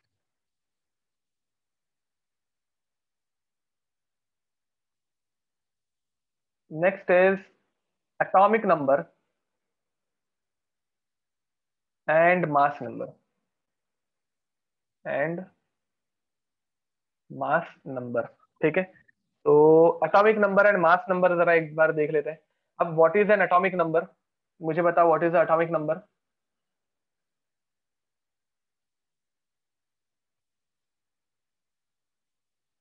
बोर्स मॉडल पे हम लोग आएंगे, बट उसके पहले हम लोगों को बहुत सारी एक्स्ट्रा की चीजें भी पता रहनी चाहिए, ठीक है। Atomic number is represented by Z, correct बोल रहे हो, and Z atomic number is nothing but number of protons, very nice. तो it is the number of protons in an atom, correct बोल रहे हो गाइस, ठीक है। अब मुझे बताओ नेक्स्ट, ठीक है। अगर मेरे पास न्यूट्रल एटम है, अच्छे से इसका आंसर देना, अगर मेरे पास न्यूट्रल एटम है, अगर मेरे पास न्यूट्रल एटम है, तो नंबर ऑफ प्रोटॉन और इलेक्ट्रॉन ये दोनों सेम रहते हैं कि नहीं रहते? नंबर ऑफ प्रोटॉन और इलेक्ट्रॉन ये दोनों सेम रहेंगे कि नहीं रहेंगे? करेक्ट बोल रहे हो, ये दोनों सेम रहेंगे। And which is equals to number of proton क्या रहता है? जेड, तो ये जेड के इक्वल हो जाएंगे, ठीक है, ये किसके इक्वल हो जाएंगे? जेड के इक्वल हो जाएंगे। अगर मेरे पास पॉजिटिव एटम है, एक्चुअली वो पॉजिटिव कटायन हो जाता है, बट अभी के लिए हम लोग पॉजिटिव एटम ही लिख देते हैं। अगर मेरे पास पॉजिटिव एटम है, तो मुझे बताओ प्रोटॉन और इलेक्ट्रॉन में कौन बड़ा होगा? प्रोटॉन और इलेक्ट्रॉन में कौन बड़ा होगा? किसका नंबर ज्यादा होगा? पॉजिटिव रहेगा तो प्रोटॉन का नंबर ज्यादा होगा, करेक्ट बोल रहे हो। Proton is greater than electron, and electron का नंबर जो होता है वो हो जाता है जेड माइनस चार्ज। ये हम लोग जब करेंगे तो तुम लोगों को समझ में आ जाएगा, बट अभी के लिए लिख के रखो। एंड अगर मेरे पास नेगेटिव एटम्स है, अगर मेरे पास नेगेटिव एटम्स है, तो क्या हो जाएगा? प्रोटॉन और इलेक्ट्रॉन में इलेक्ट्रॉन का नंबर ज्यादा होगा, प्रोटॉन और इलेक्ट्रॉन में इलेक्ट्रॉन का नंबर ज्यादा होगा, कि नेगेटिव चार्ज आ गया, इलेक्ट्रॉन के ऊपर नेगेटिव चार्ज रहता है। एंड इसके लिए भी तुम लोगों को फॉर्मूला मिलेगा जेड माइनस चार्ज, इसके लिए भी तुम लोगों को फॉर्मूला मिलेगा जेड माइनस चार्ज, ठीक है। माइनस ही रहने वाला है, क्यों कैसे वो हम लोग को पता चल जाएगा, डोंट वरी। अब ये हो गया एटॉमिक नंबर के बारे में, ठीक है। अब एग्जाम्पल में अगर तुम लोगों को चाहिए तो लिख दो कुछ एग्जाम्पल्स अच्छे से। Examples: hydrogen 1, helium 2, lithium 3, beryllium 4, boron 5, carbon 6, etcetera etcetera, ठीक है। ये सारे हो गए हमारे न्यूट्रल एटम्स और उनके एटॉमिक नंबर के कुछ एग्जाम्पल्स। अब नेक्स्ट हम लोग जाने वाले हैं एटॉमिक मास की तरफ। एटॉमिक नंबर एकदम इजी है, कुछ problem guys? Atomic number is quite easy, ठीक है। तो नाउ नेक्स्ट, एटॉमिक नंबर के बाद एटॉमिक मास की तरफ हम लोग बढ़ने वाले हैं। एंड एटॉमिक मास, करेक्ट बोल रहे हो सो हम, atomic mass is nothing but, atomic mass is nothing but sum of proton plus neutron, correct बोल रहे हो सब जन। तो second number is atomic mass, जो एटम को मास देता है, atomic mass which is represented as A, capital A, ठीक है, which is nothing but nucleons, correct है, which is nothing but number of proton, number of proton plus number of neutron. तो देखो atomic mass को हम लोग represent करते हैं ए से, which is equals to number of proton जिसे हम लोग रिप्रेजेंट करते हैं जेड से, प्लस नंबर ऑफ न्यूट्रॉन, और न्यूट्रॉन को हम लोग दिखाएंगे n से। अब अगर मुझे सिर्फ नंबर ऑफ न्यूट्रॉन चाहिए तो मैं कैसे निकालूंगा? सिर्फ नंबर ऑफ न्यूट्रॉन अगर मुझे चाहिए n, तो मैं कैसे निकालूंगा? Correct, a minus Z. तो I will do a minus Z. ठीक है, तो गाइज ये तुम लोगों के न्यूट्रॉन के लिए फॉर्मूला।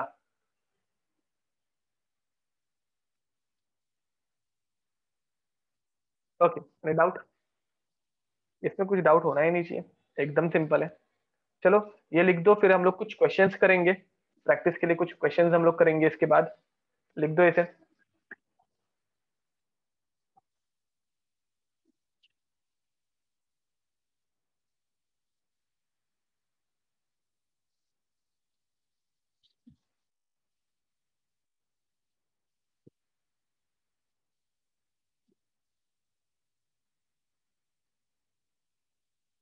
जब एटॉमिक मासेस के जो एग्जांपल्स है वो अभी हम लोग यहाँ पे करने ही वाले हैं, बट चाहिए तो अगर फिर भी तुम लोगों को लिखना ही है तो एटॉमिक मासेस के भी एग्जांपल्स लिख दो।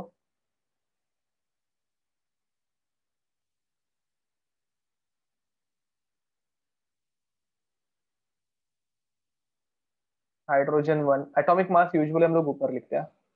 हीलियम 4, कार्बन 12,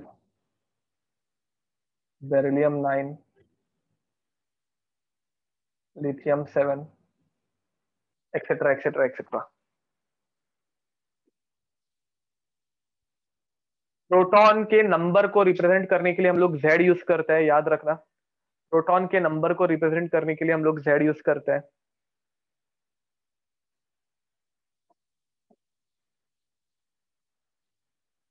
ओके, तो now next, atomic representation. Atom को हम लोग रिप्रेजेंट कैसे करते हैं वो अभी हम लोग देखने वाले हैं। ठीक है, तो एटॉमिक रिप्रेजेंटेशन।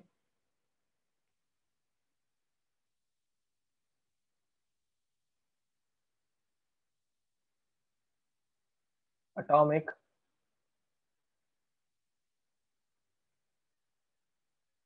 रिप्रेजेंटेशन। अब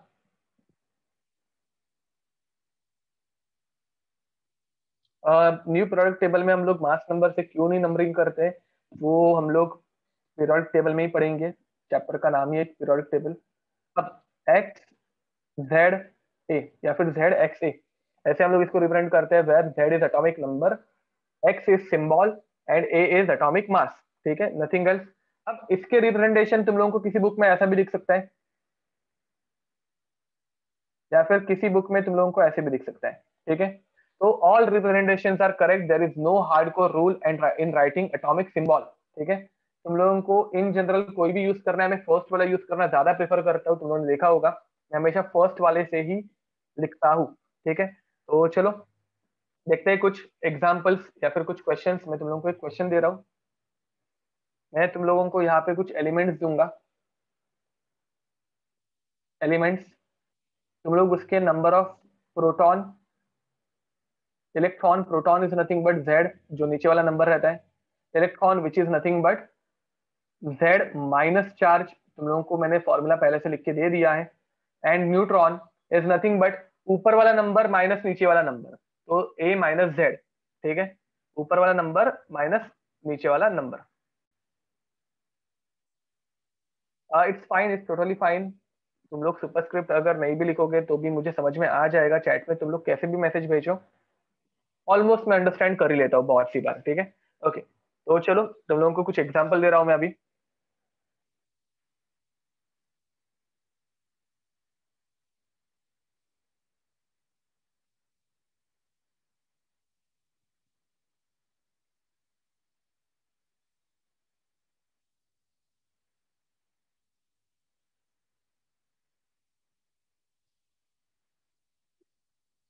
okay, so these are some examples, करो इन्हें सॉल्व। चलो तुम लोगों को 5 एग्जांपल्स दिए हैं, तुम लोगों को Z, E and N find out करना है। तो सब जन इसका आंसर सॉल्व करेंगे and then I will discuss it.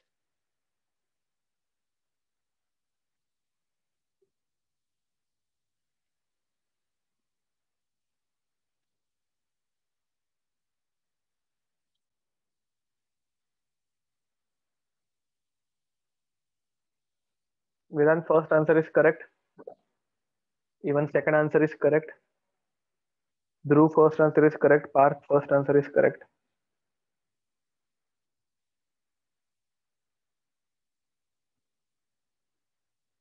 अच्छा जय, वो बुक में प्रिंट नहीं किया होगा तुम लोगों को यूजुअली, अगर तुम लोग कोई पीरियोडिक टेबल का एप्लीकेशन डाउनलोड करोगे तो वहां पे मिल जाएगा। Krishna first answer is correct, मेरा first answer is correct, Dhruv correct answer है। Varun first second both answers are, first answer में आपने मिस्टेक की है वरुण, कुछ तो देखो जरा। ओके, बहुत लोगों के आंसर आ रहे हैं अभी, बहुत ही लोगों के आ रहे हैं। गाइज एक ही साथ सारे आंसर सेंड करो मुझे, एक ही साथ सारे आंसर सेंड करो सो दैट बार बार बोलना ना पड़े।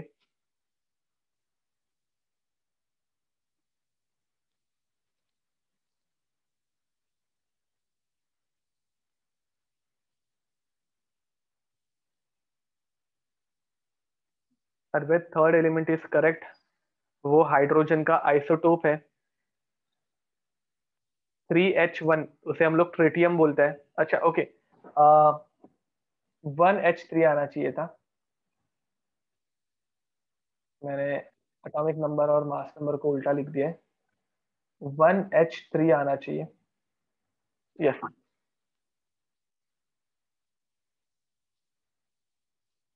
Third element is tritium, 1H3 आना चाहिए।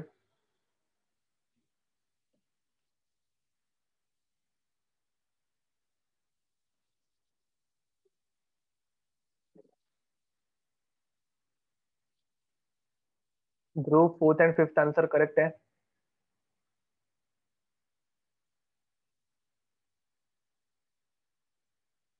पार्थ फिफ्थ आंसर करेक्ट है। Ruba first second answer correct. Yes Dhruv, fifth third वाला आप जरा देखो, अभी चेंज करो।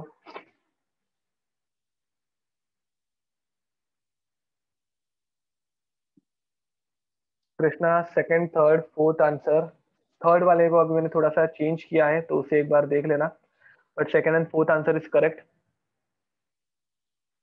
रश्मि all answers are correct, very nice. Swayam all answers are correct. Third answer को, थर्ड क्वेश्चन को मैंने थोड़ा मॉडिफाई किया है, प्लीज चेक इट।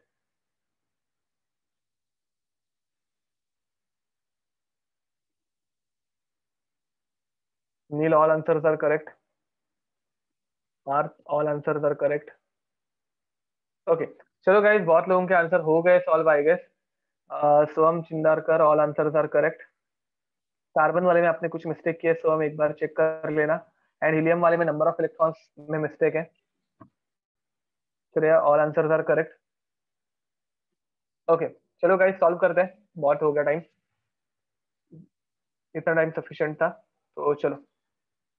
अब हाइड्रोजन, हाइड्रोजन के केस में तुम लोगों को जो नीचे वाला नंबर है वही जेड है, याद रखना। तो प्रोटॉन का नंबर 1 हो जाएगा।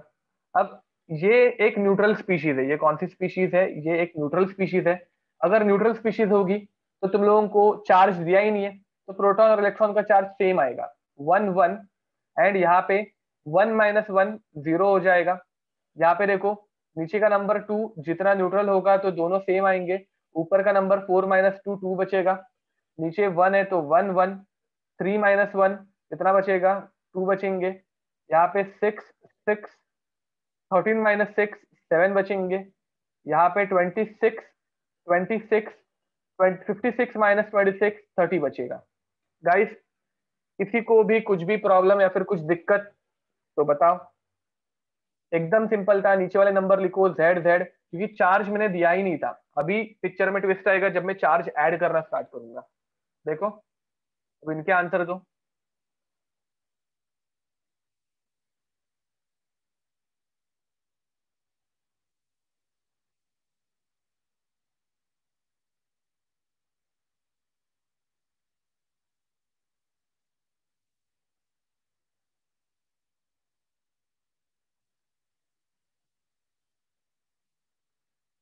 ओके, अब इनके आंसर दो चलो।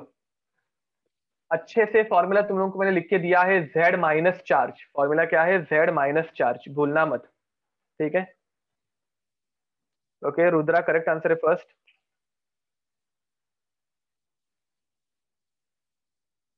तो हम करेक्ट आंसर है फर्स्ट, सारे आंसर एक साथ दे देना मुझे। ओके गाइस, तुम लोग फॉर्मूला को अच्छे से यूज नहीं कर रहे हो। चार्ज माइनस करना है हम लोगों को, चार्ज जो है वो माइनस करना है हम लोगों को। आर्थ करेक्ट आंसर है। ओके किसी को ये डिफिकल्ट जा रहा है क्या? देखो ये बहुत बेसिक चीज है, डिफिकल्ट जा रहा होगा तो मुझे चुपके से मैसेज कर देना यहाँ पे। वरुण करेक्ट आंसर है। विमी करेक्ट आंसर है। Shreya all answers are correct. Okay करते हैं, डोंट वरी, वापस एक बार मैं बता दूंगा इसको।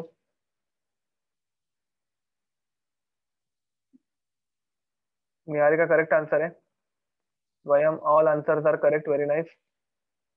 ध्रुव ऑल आंसर्स आर करेक्ट। तो हम all answers are correct. Unnati all answers are correct. Rudra correct answer थे दोनों। ओके तो चलो गाइस, बहुत लोगों के आंसर आ गए हैं, सॉरी जिन लोगों के आंसर देख नहीं पाया। Madhura all answer are correct, Jay all answer are correct, Parth Krishna all answer are correct. Okay तो गाइस देखो, फर्स्ट ऑफ ऑल नीचे वाला नंबर जो है वो रहता है z, और ऊपर वाला नंबर जो है वो रहता है a, इतना याद है रखना। ठीक है, देखो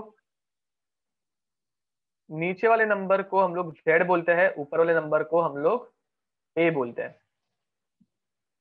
आंख बंद करके प्रोटॉन का नंबर जितना z दिया है उतना लिखने का। कैल्शियम में z की वैल्यू 20 दी है तो 20 प्रोटॉन प्रेजेंट है, खत्म, एंड ऑफ डिस्कशन। अब मुझे बताओ, इसके ऊपर दो पॉजिटिव चार्ज आ गए, जब प्लस चार्ज आ रहा है तो तुम लोग इलेक्ट्रॉन ऐड कर रहे हो या रिमूव कर रहे हो? पॉजिटिव चार्ज के टाइम पे तुम लोग इलेक्ट्रॉन्स ऐड करोगे या रिमूव करोगे, क्या लगता है? रिमूव करेंगे, वेरी नाइस। तो तुम लोगों ने 20 में से दो इलेक्ट्रॉन निकाल दिए, कितने इलेक्ट्रॉन बचेगा? इस 20 में से दो इलेक्ट्रॉन निकाल दिए, कितने इलेक्ट्रॉन बचेंगे? 18 इलेक्ट्रॉन बचेंगे। अब इतना सोचो भी मत, मैंने तुम लोग को फॉर्मूला क्या दिया है, z माइनस चार्ज करो। z कितना था? 20 था, उसमें माइनस चार्ज करो, कितना माइनस करोगे? -2 करोगे, आंसर कितना आएगा? 18 इलेक्ट्रॉन, डायरेक्ट आ जाएगा। अब third, number of neutron a minus Z करो, 40 माइनस 20 कितना हो जाएगा? 20 ही आएगा, खत्म। कुछ रॉकेट साइंस नहीं है गाइस, एकदम सिंपल। अब देखो, प्रोटॉन का नंबर डायरेक्टली नीचे वाला नंबर ऐड करने का, और कुछ नहीं मत सोचना, सिर्फ नीचे वाला नंबर ऐड करो। Siddharth all answers are correct. अब यहाँ पे 7 चार्ज माइनस करना है, तो z माइनस चार्ज, तो 7 माइनस चार्ज कितना है? -3 है, तो माइनस माइनस प्लस हो जाएगा, कितने इलेक्ट्रॉन हो जाएंगे? 10। अब देखो कॉमन सेंस, अपना कॉमन सेंस यूज करते हैं। 7 है और तुम लोगों ने -3 चार्ज लिखा है, -3 मतलब 3 इलेक्ट्रॉन ऐड करोगे या रिमूव करोगे? इलेक्ट्रॉन के ऊपर माइनस चार्ज रहता है, तो माइनस चार्ज ऐड करना है तो इलेक्ट्रॉन को भी ऐड करेंगे, वेरी नाइस। तो 7 + 3, डायरेक्ट तुम लोग 7 + 3, तुम लोग को समझ में आ रहा है तो डायरेक्ट प्लस करो, नहीं समझ में आ रहा है तो फॉर्मूला से जाओ। अपर माइनस लोअर, 14 माइनस 7, आंसर आएगा 7 न्यूट्रॉन। अब यहाँ पे देखो, यहाँ पे देखो, नीचे वाला नंबर आंख बंद करके डायरेक्ट लिख दो, नीचे वाले नंबर में चार्ज को माइनस कर दो, तो 17 माइनस -1, तो माइनस माइनस प्लस हो जाएगा, 17 + 1 18 electrons. And finally upper number minus lower number, answer will become 18। ठीक है, तो देखो किसी को अभी भी डाउट है क्या? किसी को अभी भी डाउट है क्या? क्योंकि अभी हम लोग थोड़े डिफिकल्ट लेवल पे जाने वाले हैं। ओके तो नेक्स्ट, अभी हम लोग करने वाले हैं कंपाउंड्स, अभी हम लोग कंपाउंड्स देखने वाले हैं। मैं तुम लोगों को कंपाउंड्स या फिर आयंस दूंगा, तुम लोग उसका मुझे atomic number,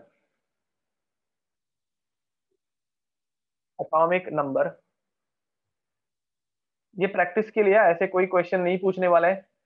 atomic mass, number of proton which is nothing but z, number of electron which is nothing but z minus charge,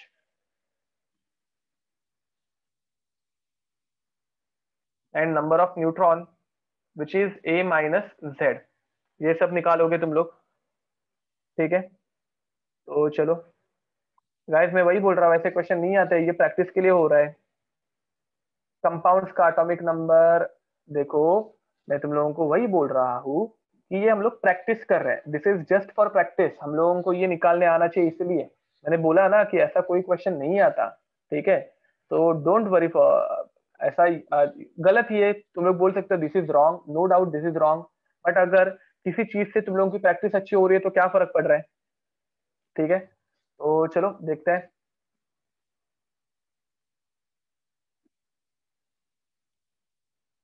mass of chlorine,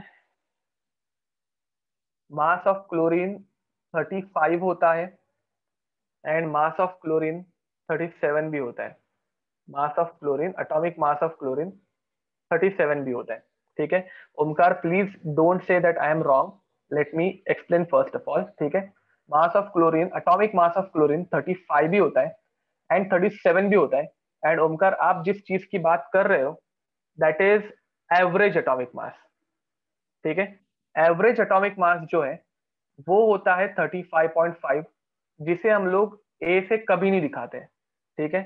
तो प्लीज बी पेशेंट, रॉन्ग नहीं पढ़ाऊंगा इतना डेफिनेटली है, तुम लोगों की प्रैक्टिस जितनी होती है उतना अच्छा रहता है, इसलिए मैं तुम लोगों को ये करा रहा हूँ। जो आप अभी इसको भी जो रॉन्ग बोल रहे हो कि एटॉमिक नंबर कंपाउंड का नहीं रहता, even I know that, but just for practice मैंने तुम लोगों को इसलिए लिखते वक्त ही बोला कि ये ऐसे टाइप का क्वेश्चन नहीं आता, ठीक है। It is just for practice. तो देखो SO2, अगर तुम लोगों को SO2 का एग्जांपल दिया, अब ऐसे टाइप का अगर कुछ दिया तो हम लोग कैसे कर सकते हैं। तुम लोगों को पहले से इंफॉर्मेशन देके रखी है that sulphur is 16 and 32 and oxygen is 8 and 16। अब ऐसे टाइम पे अगर तुम लोगों को इनका ओवरऑल एटॉमिक नंबर पूछा, अगर ऐसे टाइम पे तुम लोगों को इनका ओवरऑल एटॉमिक नंबर पूछा, Rudra very nice, correct answer है। तो ओवरऑल एटॉमिक नंबर कैसे निकालोगे, एटॉमिक नंबर मतलब क्या, जेड नीचे वाला नंबर, तो नीचे वाला नंबर तुम लोगों को ऐड करना है। देखो सल्फर कितना है 16, सल्फर कितना है 16, ठीक है।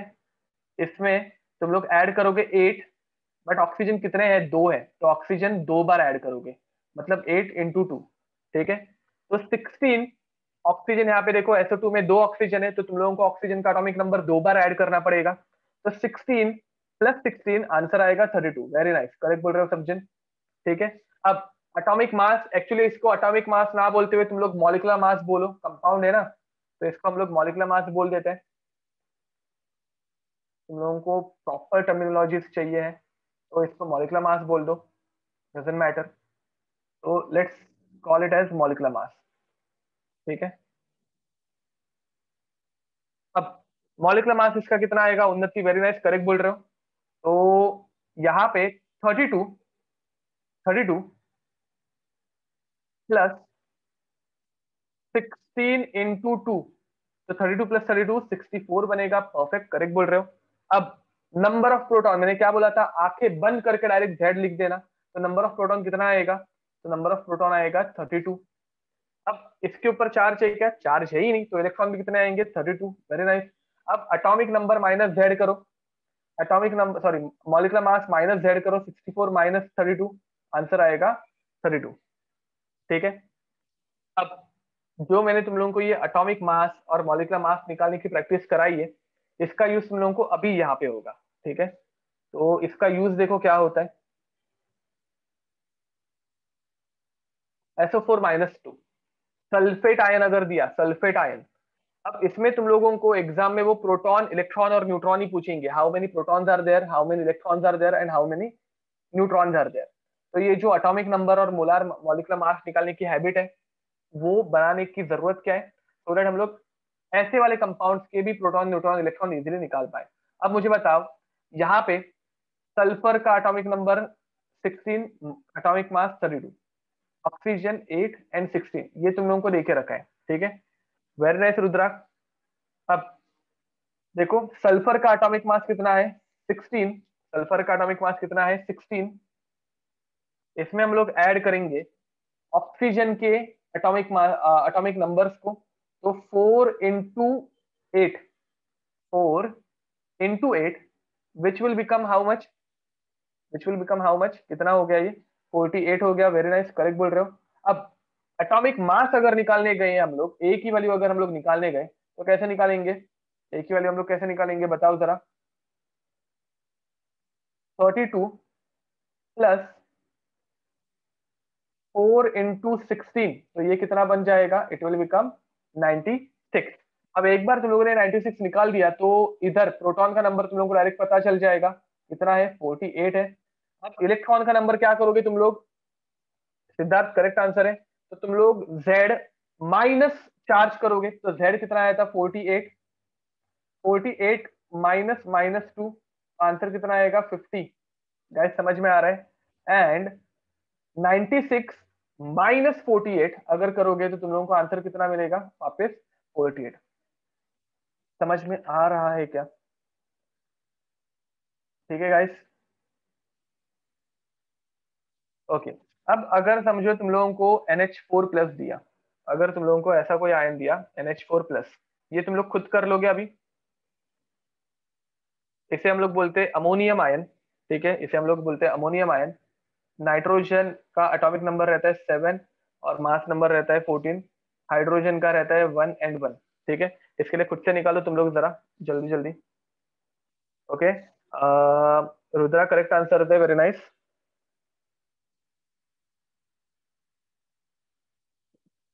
ए की वैल्यू भी करेक्ट है रुद्रा। नहीं, ए की वैल्यू आपने कुछ तो मिस्टेक की है रुद्रा, एक बार चेक करो। ए की वैल्यू में कुछ तो मिस्टेक है।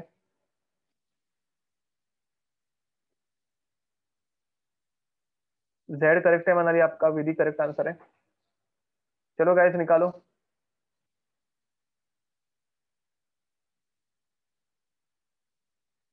सुबह all answer are correct, very nice. नानी का करेक्ट आंसर है। ए निकालने में अभी भी लोगों को तकलीफ हो रही है I guess. Shreya correct answer है सारे के सारे, तो हम करेक्ट है। सिद्धार्थ करेक्ट आंसर है। सिद्धि का करेक्ट आंसर है, वेरी नाइस। ओके, तो सानी का करेक्ट आंसर है, वेरी नाइस। नील करेक्ट आंसर है। चलो, तो देखो अब यहाँ पे कैसे करोगे। पहले तुम लोगों को नीचे के नंबर्स की एडिशन करनी है, तो 7, पहले क्या करोगे, 7 + 4 × 1, क्योंकि 4 हाइड्रोजन है तो टोटल एडिशन कितनी हो जाएगी, 11। जेड की वैल्यू आ गई 11। अब ऊपर के नंबर के एडिशन करो, 14 + 4 × 1, ये हो जाएगा 18। ठीक है, अब जितने प्रोटॉन उतना ही एटॉमिक नंबर, तो 11 ही आएगा। अब 11 माइनस क्या करोगे, 1, 10 इलेक्ट्रॉन्स। अपर नंबर माइनस लोअर नंबर, तो 18 - 11, 18 - 11 कितना हो जाएगा, तो 7। गाइस किसी को भी इसमें कुछ प्रॉब्लम होगी तो प्लीज पूछो, और else we are starting with iso series now. Any doubt? Okay, तो चलो, now we are going to start with iso series. नया टॉपिक है, फ्रेश टॉपिक है। ठीक है, तो let's start with iso series. ठीक है, अब आइसो सीरीज क्या है, तो आइसो का मीनिंग याद रखना, सेम। आइसो का मीनिंग रहता है कांस्टेंट या फिर सेम। ओके गाइस, तुम लोगों को ब्रेक चाहिए छोटा सा? ठीक है, 2 मिनट में फ्रेशन अप हो जाओ, सिर्फ 2 मिनट, ज्यादा नहीं। ठीक है, 2 मिनट में फ्रेशन अप हो जाओ। ओके, 5 मिनट का ले लो, चलो बस 5 मिनट के ऊपर नहीं। क्वांटम थ्योरी आने के लिए बहुत टाइम है अभी, इस चैप्टर में और 4 लेक्चर तो जाएंगे।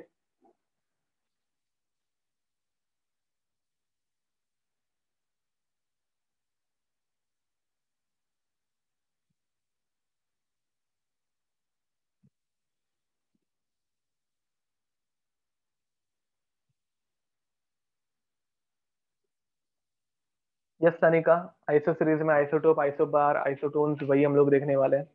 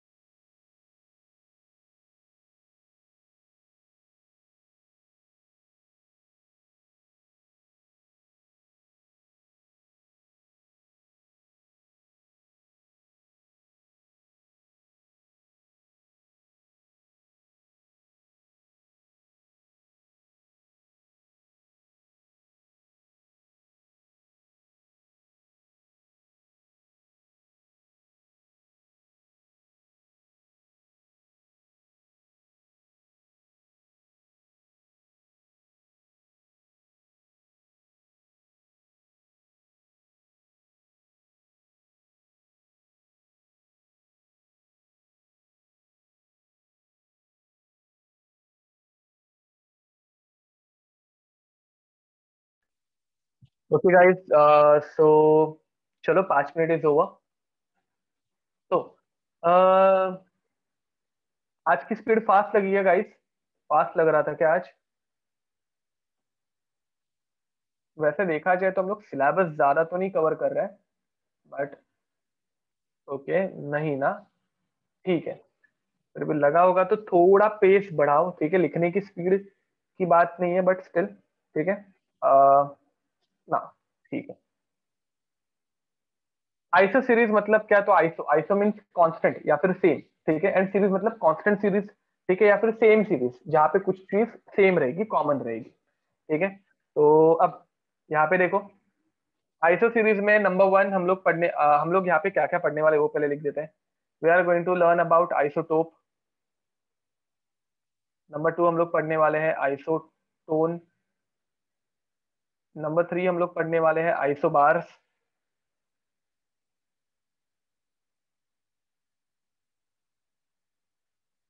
नंबर फोर हम लोग पढ़ने वाले हैं आइसो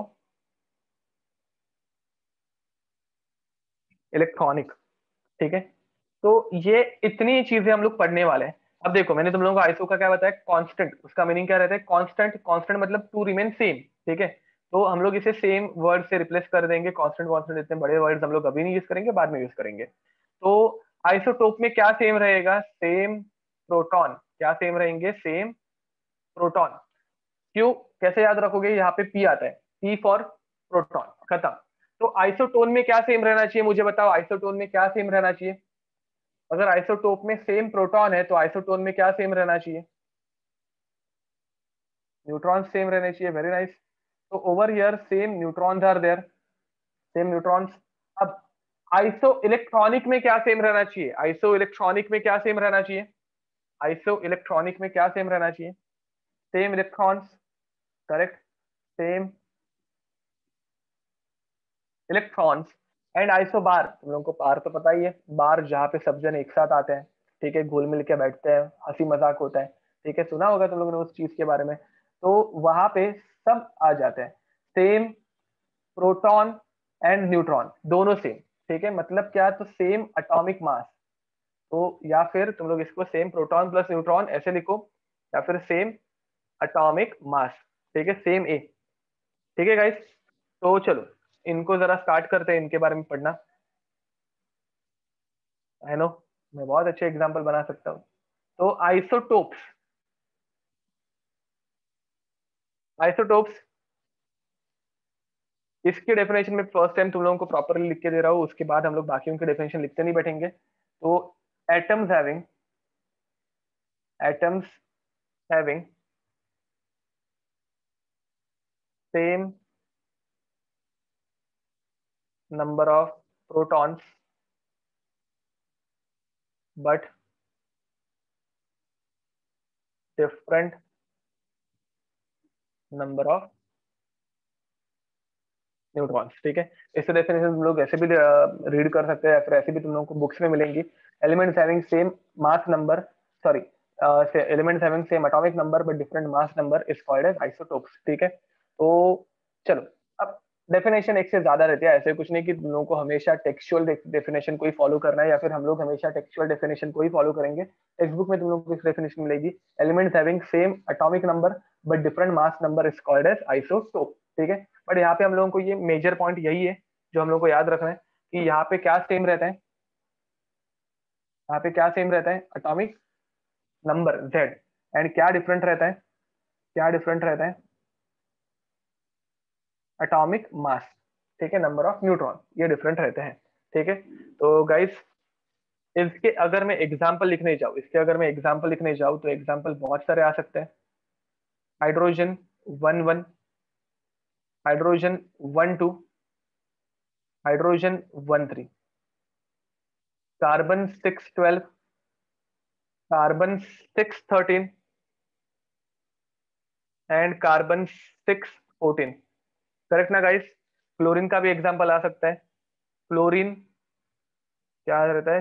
17 35, एंड क्लोरीन 17 37, ठीक है। तो यूरेनियम के भी आ सकते हैं, यूरेनियम 235 238, बहुत सारे आ सकते हैं, ठीक है। तो these are some examples of isotopes. अब हम लोग जाएंगे आइसोटोप्स के बाद आइसोटोन्स के पास। ठीक है, आइसोटोप्स के बाद आइसोटोन के पास। सिलिकॉन भी आ सकता है, 28, 27, 28 करेक्ट बोल रहा हूँ। तो आइसोटोन, आइसोटोन में सेम रहते हैं नंबर ऑफ न्यूट्रॉन, सेम रहते हैं नंबर ऑफ न्यूट्रॉन्स, डिफरेंट रहते हैं नंबर ऑफ प्रोटॉन्स। ठीक है, डिफरेंट रहते हैं number of protons.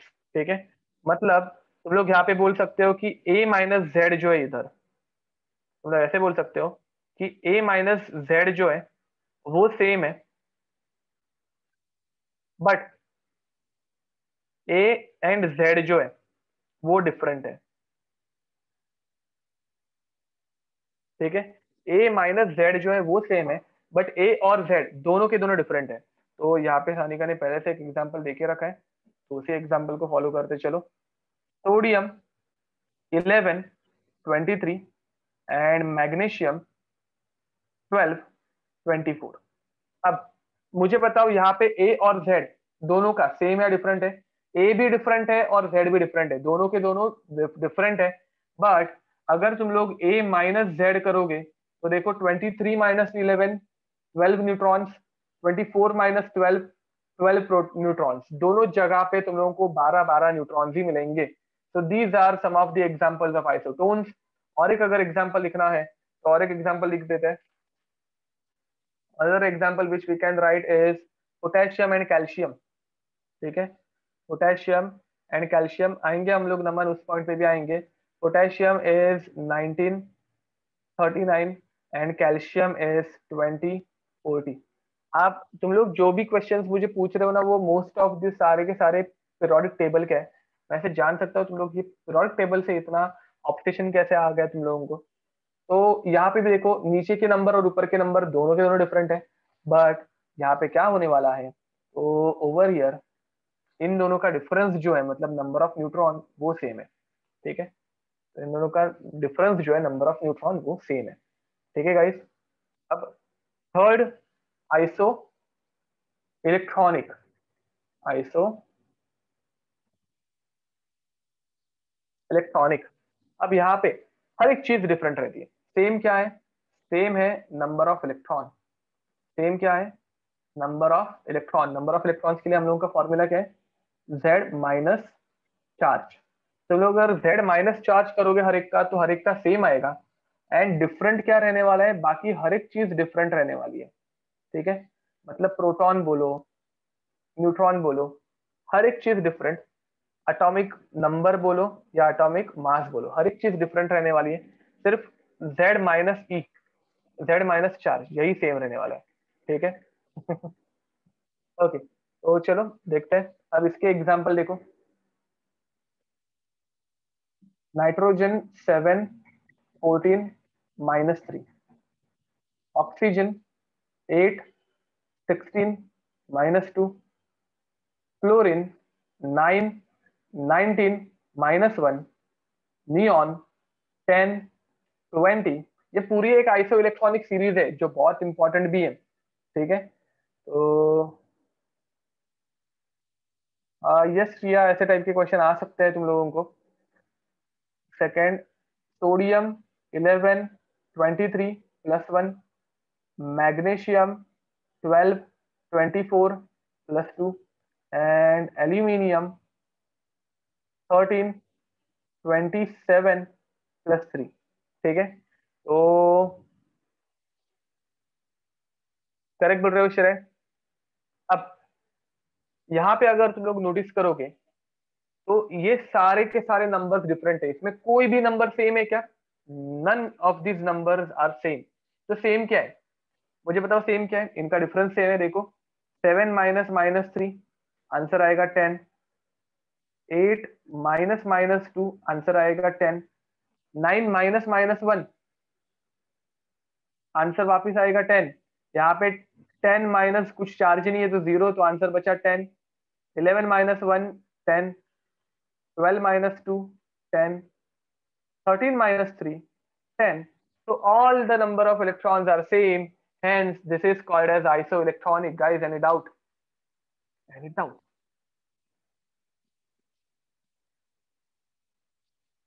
Okay. And finally isobar. बार ऐसी चीज जहाँ पे सारे लोग एक साथ आते हैं, याद रखना। ठीक है। नो, तो हम इनका यूज पीरियोडिक टेबल में ही होगा, हम लोग इनका यूज देखेंगे कहाँ पे होता है। अभी के लिए इसका हम लोगों को अभी के लिए कुछ यूज नहीं है। ठीक है। तुम लोगों को आ, कुछ जरूरत नहीं है इनको बाय हार्ट करके रखने की। एग्जाम में तुम लोगों को कोई ऐसा नहीं बोलेगा कि तुम लोग आइसो सीरीज लिखो। तुम लोगों को पहचानने बोलेंगे कि which of the following is isoelectronic, which of the following is isotope, which of the following are isotones, या फिर which of the following is isobar. ठीक है। अब आइसो बार में क्या सेम रहता है? आइसो बार में क्या सेम रहता है?